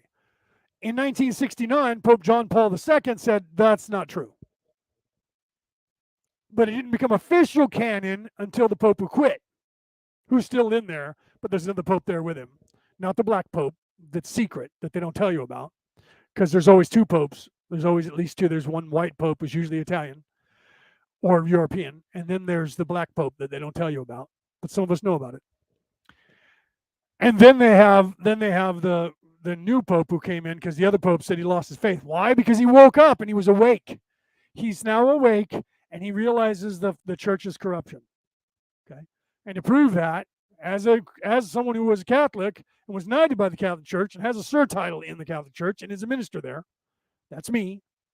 For those of you who can't see me pointing at myself. The book that Dan Brown based the Da Vinci Code on, that became a movie, by the way, was Holy Blood, Holy Grail, which was a book that was based on an older book that was also based on an older book that goes back almost 1,000 years. And they believe that that book was based on another one that came before that, scrolls before that. And that tells the story of what happened to Mary Magdalene after Jesus was on the cross and Mary disappeared. Mary was, in fact, married to Jesus at the time. Wait, no, he was not. Jesus is a God. The Christians will have you. He is the Savior of the world. He is God. So he wasn't married to Mary Magdalene. Okay, the truth is, in the religion, I've said this before, you can look this up. Go and ask a Jew. Go and ask a Hebrew. In their religion, at the time that Jesus was alive, if you were a male and you were a Jew, which Jesus was, and you were in that religion, which Jesus was, first of all, you could not be called a rabbi, which that word means teacher. You could not have that priestly title in their religion unless you were, in fact, because you could not teach in the synagogue unless you were, in fact, married and had children or your wife was pregnant. Otherwise, you cannot give advice to anyone, because how can you give advice on marriage when you're not? How can you give advice on children when you don't have any? That is true. You can look that up. Peter said it's better to marry than to burn, because if you were 30 or 31 years of age and you weren't married yet, there was something wrong with you in that religion, because they believed that it was detestable by God for you to not be one man and one woman, a man married to a woman only. Women can't be married to women and men can't be married to men. So if you weren't married, you couldn't be a rabbi. So Jesus, who they in fact is in the Bible, tells you he taught in the synagogues, could not do that unless he was married. And beyond that, okay, Mary Magdalene was his companion. To us today, that's like my boo, my bro, my buddy. 2,000 years ago, when Jesus was alive, that word meant spouse. Esposo, esposa, meant wife. Okay? So Mary was Jesus's wife And when Jesus was crucified, it was either Peter or Paul, whichever one usurped the church. He was the one that wrote the letters to the churches, not the ones in the Revelations, but the ones earlier on in the Bible. And he's the one who said it's better to marry than to burn, and I hate her and her entire kind. So either the rumor that she was African because she was supposed to be a priestess of Isis, which means she was black and he was prejudicing against black people, or he was sexist and he was prejudiced against women, or he was in fact gay. So making the comment, I hate her and her entire kind, if he's not, I could just hate her because she's a woman or because she's black. It's better to marry than to burn. Meaning, if I had my choice, I wouldn't be married to a woman. And he was very, very jealous that she had Jesus' attention and that she was his favorite. Okay? So then he changes and becomes in charge of the church and immediately abolishes marriage and says, when you're devoted to the church as a priest, oh, and by the way, women are not equal to men. They're property and they can only be nuns and they can never be clergy and they serve us. Okay? Put all those things together. Let's do some math and let's be adults here and not be children. There's only one reason why all of those things would be said and done by a man usurping power is because, first of all, he's in service to self, and secondly, he wants to ensure that he doesn't have to marry a woman. Think about it. So then over in the south of France, Mary turns up with this little girl years later, and they say, who is this girl? Well, her name is Sarah, which in Hebrew means what? Princess. She's my slave, my servant. That slave or servant grew up and became the princess married to the king, married to the prince who became the king. So almost 2,000 years ago, in a monarchy where you did not, to this day, when Charles, who is now king, married an Irish girl, it was the biggest scandal on the face of the earth until Meghan Markle, a half black, half white American Canadian girl, marries a prince. Biggest scandal on the face of the earth. Why? Because she was not of royal blood, she was a peasant. So I'm supposed to think that that's the same thing that happened? Okay. Let's buy the Merovingian king. The prince was enamored by the slave girl and married her. Yet, she was able to talk to animals and heal people with her hands. And so were their children. And the people in the south of France, headed by Mary, and then her daughter her servant after her death, taught all of the people the Christian way, the way Jesus Christ himself was teaching. The religion became so big and so popular, the religion then turned to the world and said, that religion in Rome that is claimed to be Christian religion is wrong and evil and has been usurped by men, and it is not the teachings of Jesus Christ. We are teaching the true teachings of the way Jesus was teaching it. So to answer that, the Pope in Rome sent all of his knights and murdered 2 million people in the south of France to shut them the fuck up. Killed them all. The only reason we know the story is because the last bastion, the last fortress, was surrounded by these Christian knights, and the other Christian knights who were being murdered by them were being starved out. And they said to the ones they were starving out, why don't you just come down here so that we can execute you? You're going to die anyways. So they said, look, tomorrow we have one of our sacred days and our sacred rites, like a Sunday, or it was something bigger than that. Give us that day of worship and we will all surrender. And they said, well, why not? You're not going anywhere, so fine. We won't come and attack you. We'll give you until tomorrow and you give us your word. And if not, we're coming up there and killing you anyway. They said, okay. So the story goes, the reason we know this story still exists is that 3 knights, sound familiar? 3 knights escaped during the night, climbed down the wall, the sea wall, and escaped into France and went north and found themselves in this little teeny town, this little teeny church, right? Called Rennes-le-Chateau.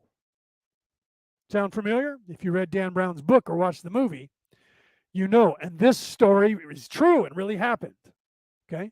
The only reason that we know that's true is because the priest that was there in 1956 in this poor town, and this poor priest who was only his own, he didn't have any congregation except for the town people, and nobody was part of the clergy but him. He had no money. He was renovating the church himself, and while he was doing so, he ended up knocking one of the pillars of the church, and it broke open, and inside there was something,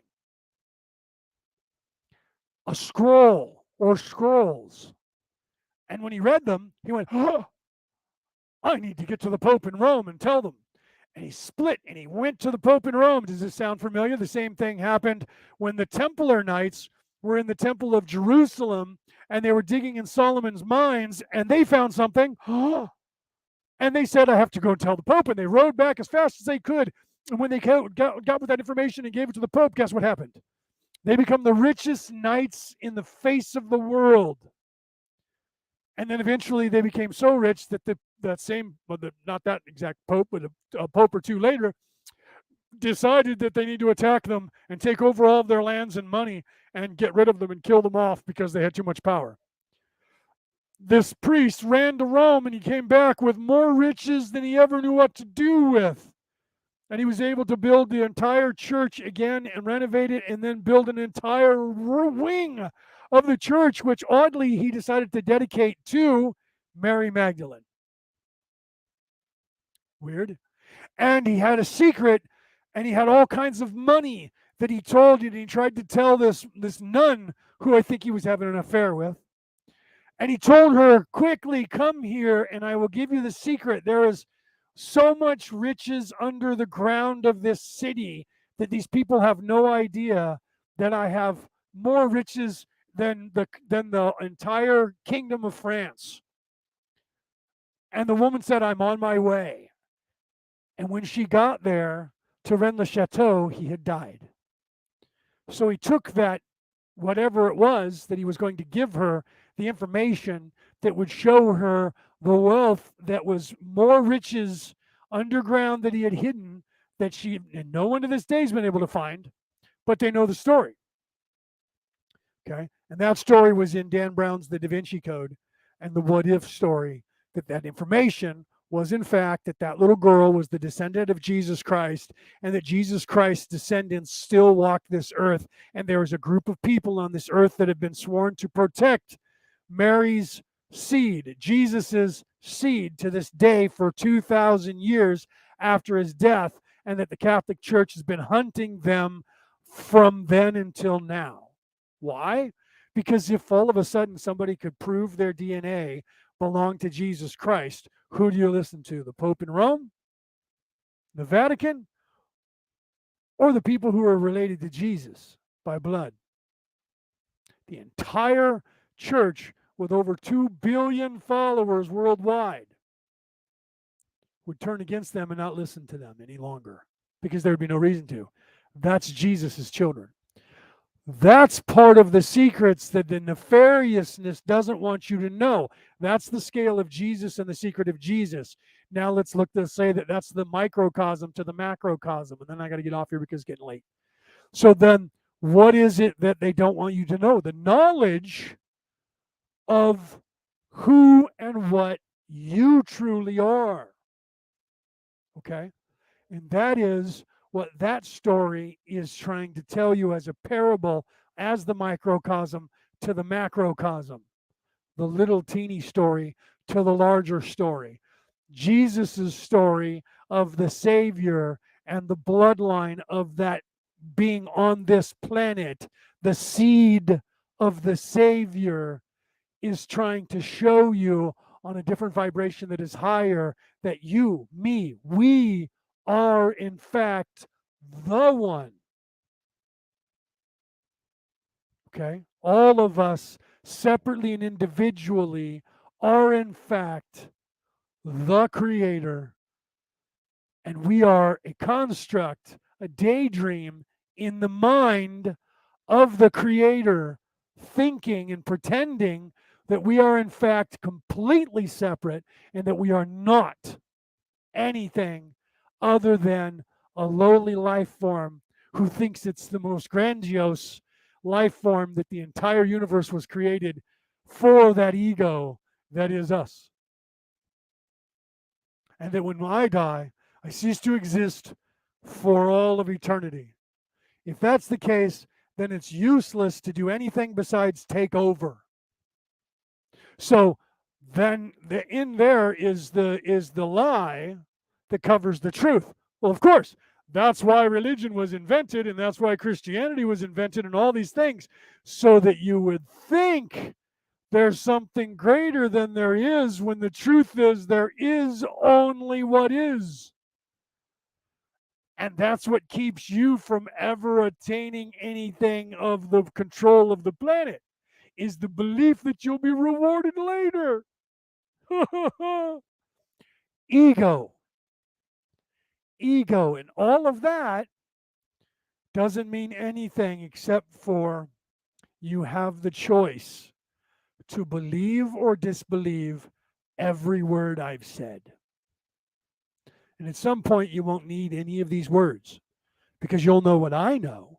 And when you do, you'll laugh and you'll say, how did I not see this before now? And then the dichotomy becomes beautiful to you. The yin and the yang, the good and evil in that battle that everybody thinks is happening, that war that everybody thinks is happening, you look on as if a parent looking at a child who's just discovered their feet and they're chewing on their fingers. And you go, isn't he cute? Look at that. That's so cute. And your friends go, that's the ugliest kid I've ever seen in my life. How can they think that kid's cute? Because they don't fucking have any. They don't understand the beauty. The same thing. You don't have the knowledge that they have. So you're not seeing that child for what it is. Same thing with the dichotomy between good and evil, the yin and the yang, the spirals, all of those symbols that represent that. When you're above it, looking back on it, you look on it as a parent, because it becomes apparent to you. You look down upon this entire perfection that everyone thinks is chaos. And you go, wow, that was perfect. That was the greatest idea we ever came up with. It's perfect. It's perfectly perfect. It's so perfect that none of them sees how perfect it is. That's how perfect it is. That's how obvious it becomes to you, and it becomes apparent to you when you become the parent.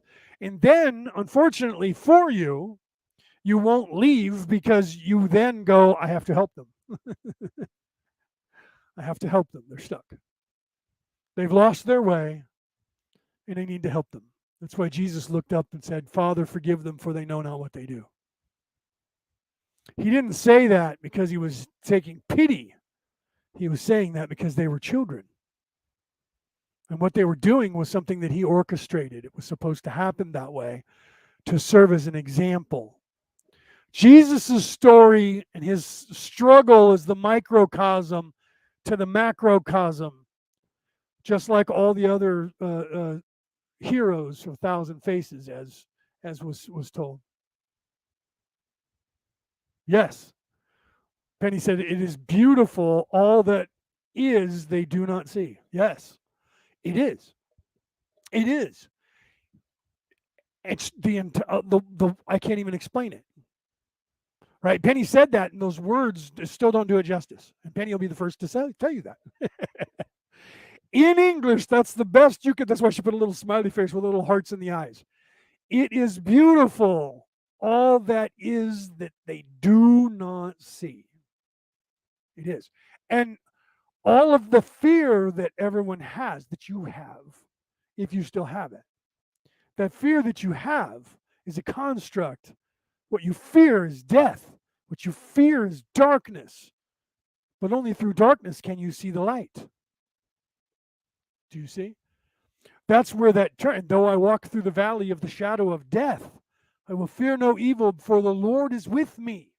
That is what that means. It is darkness just before the dawn. Of course it is.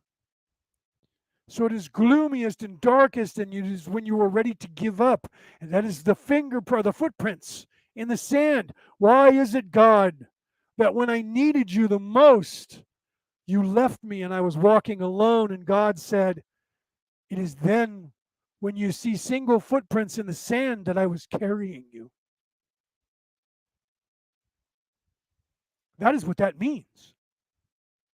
Those analogies, those parables that I just said to you, are what Penny just said to you.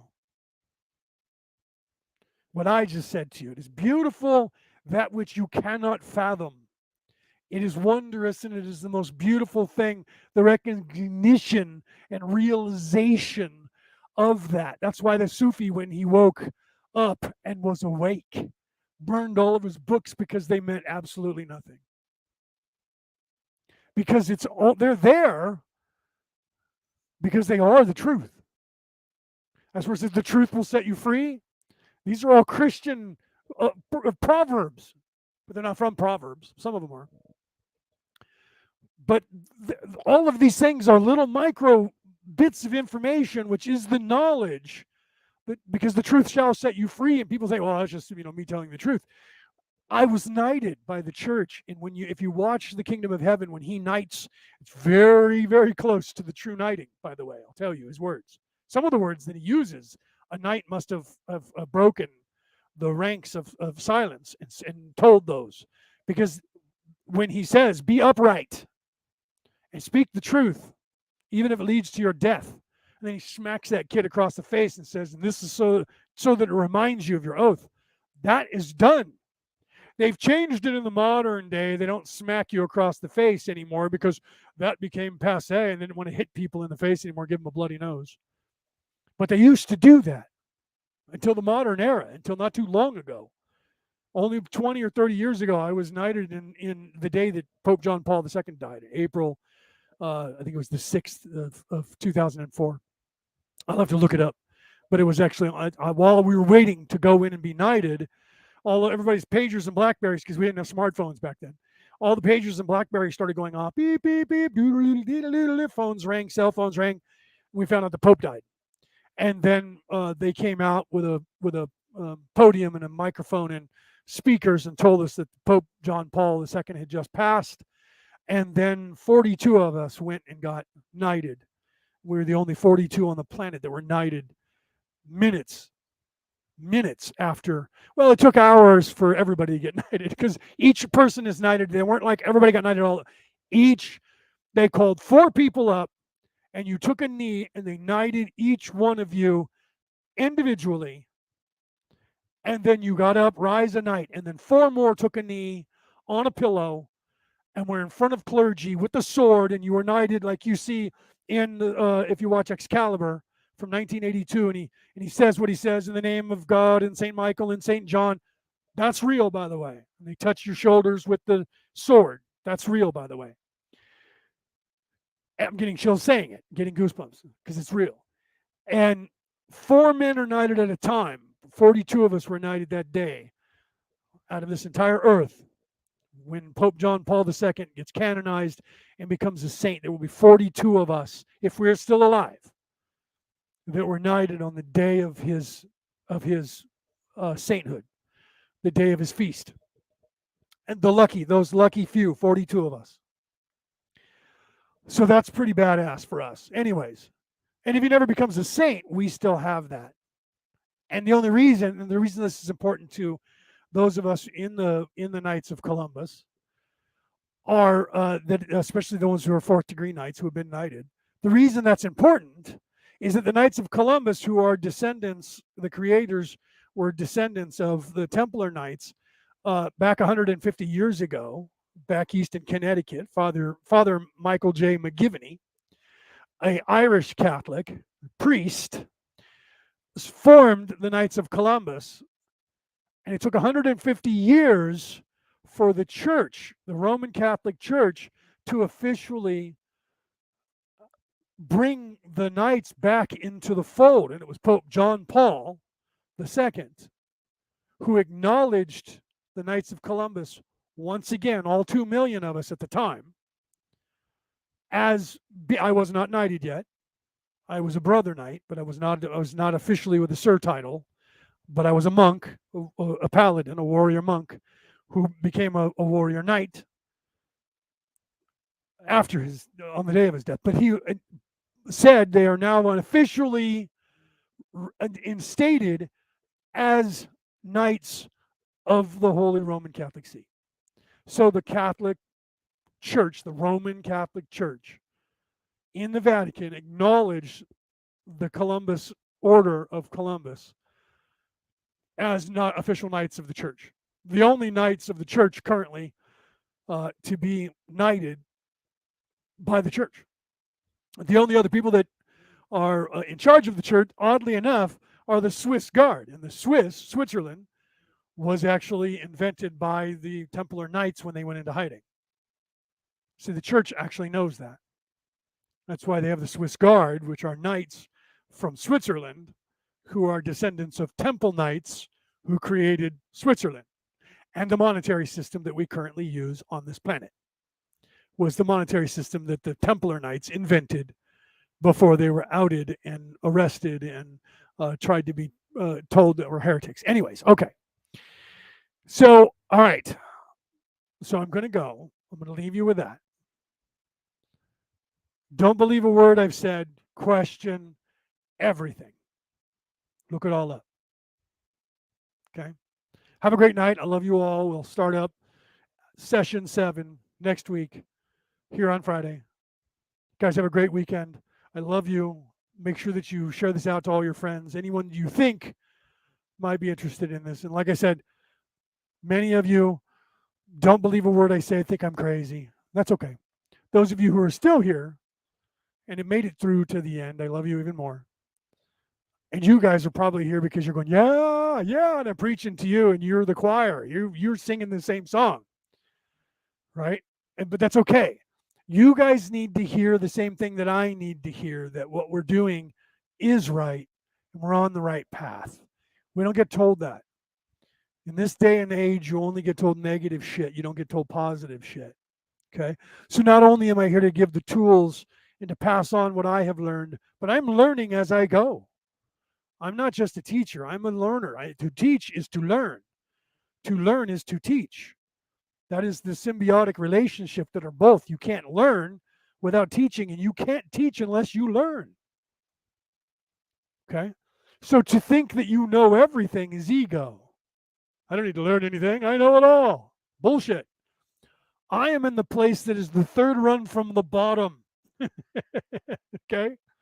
That means there are more people in the universe who know more than I do than there are that don't. So how could I then think, I am Jesus Christ, I am the new Christ, I am the Savior of the world? No, man, you're not. Neither was he, by the way. He was trying to tell you that. He just went to, okay, look, this is the sacrifice. And what he was trying to teach you? The way to heaven is through me, and then I'm going to go for real. He was showing you by example that he died, went to hell, and then ascended into heaven. That is what you're spiritually to do, all of us. We are to go within. We are to go to hell, to descend to our lowest place of our inner hell and our inner selves, to the darkness, to that place that is furthest away from God, and then to ascend back to the one. And that is what's playing out. That's the microcosm that is spiritually that I'm to do, to the macrocosm that is this entire dichotomy of this dimensional existence and experience is doing the same thing. We, as the entire race, have descended into total chaos. And now we're on our way back, and have been for more than 2,000 years since Jesus came to show us the way. We are now on the way back to the light as an entire species. Individually, we need to do the same thing. That's the path that Jesus was showing us, the one that Muhammad showed us, the one that Moses showed us. The Exodus, remember, is the same balancing of the same chakras, which is starting at the bottom, descending into the fire, that which is red and chaos and is the root, beginning hell, Dante's Inferno, and then ascending through the spinal column, through the seven major arcana, through the seven chakras, aligning them as we go, while the double helix, that which is the Kundalini energy, the knot work that is in all of my tattoos that you can't see because the camera won't allow it, the knot work. Oh, that's the star, which is the same as the Star of David. And there is the knot work. I can't get around to the camera to show you. I have pictures. I'll have to show them.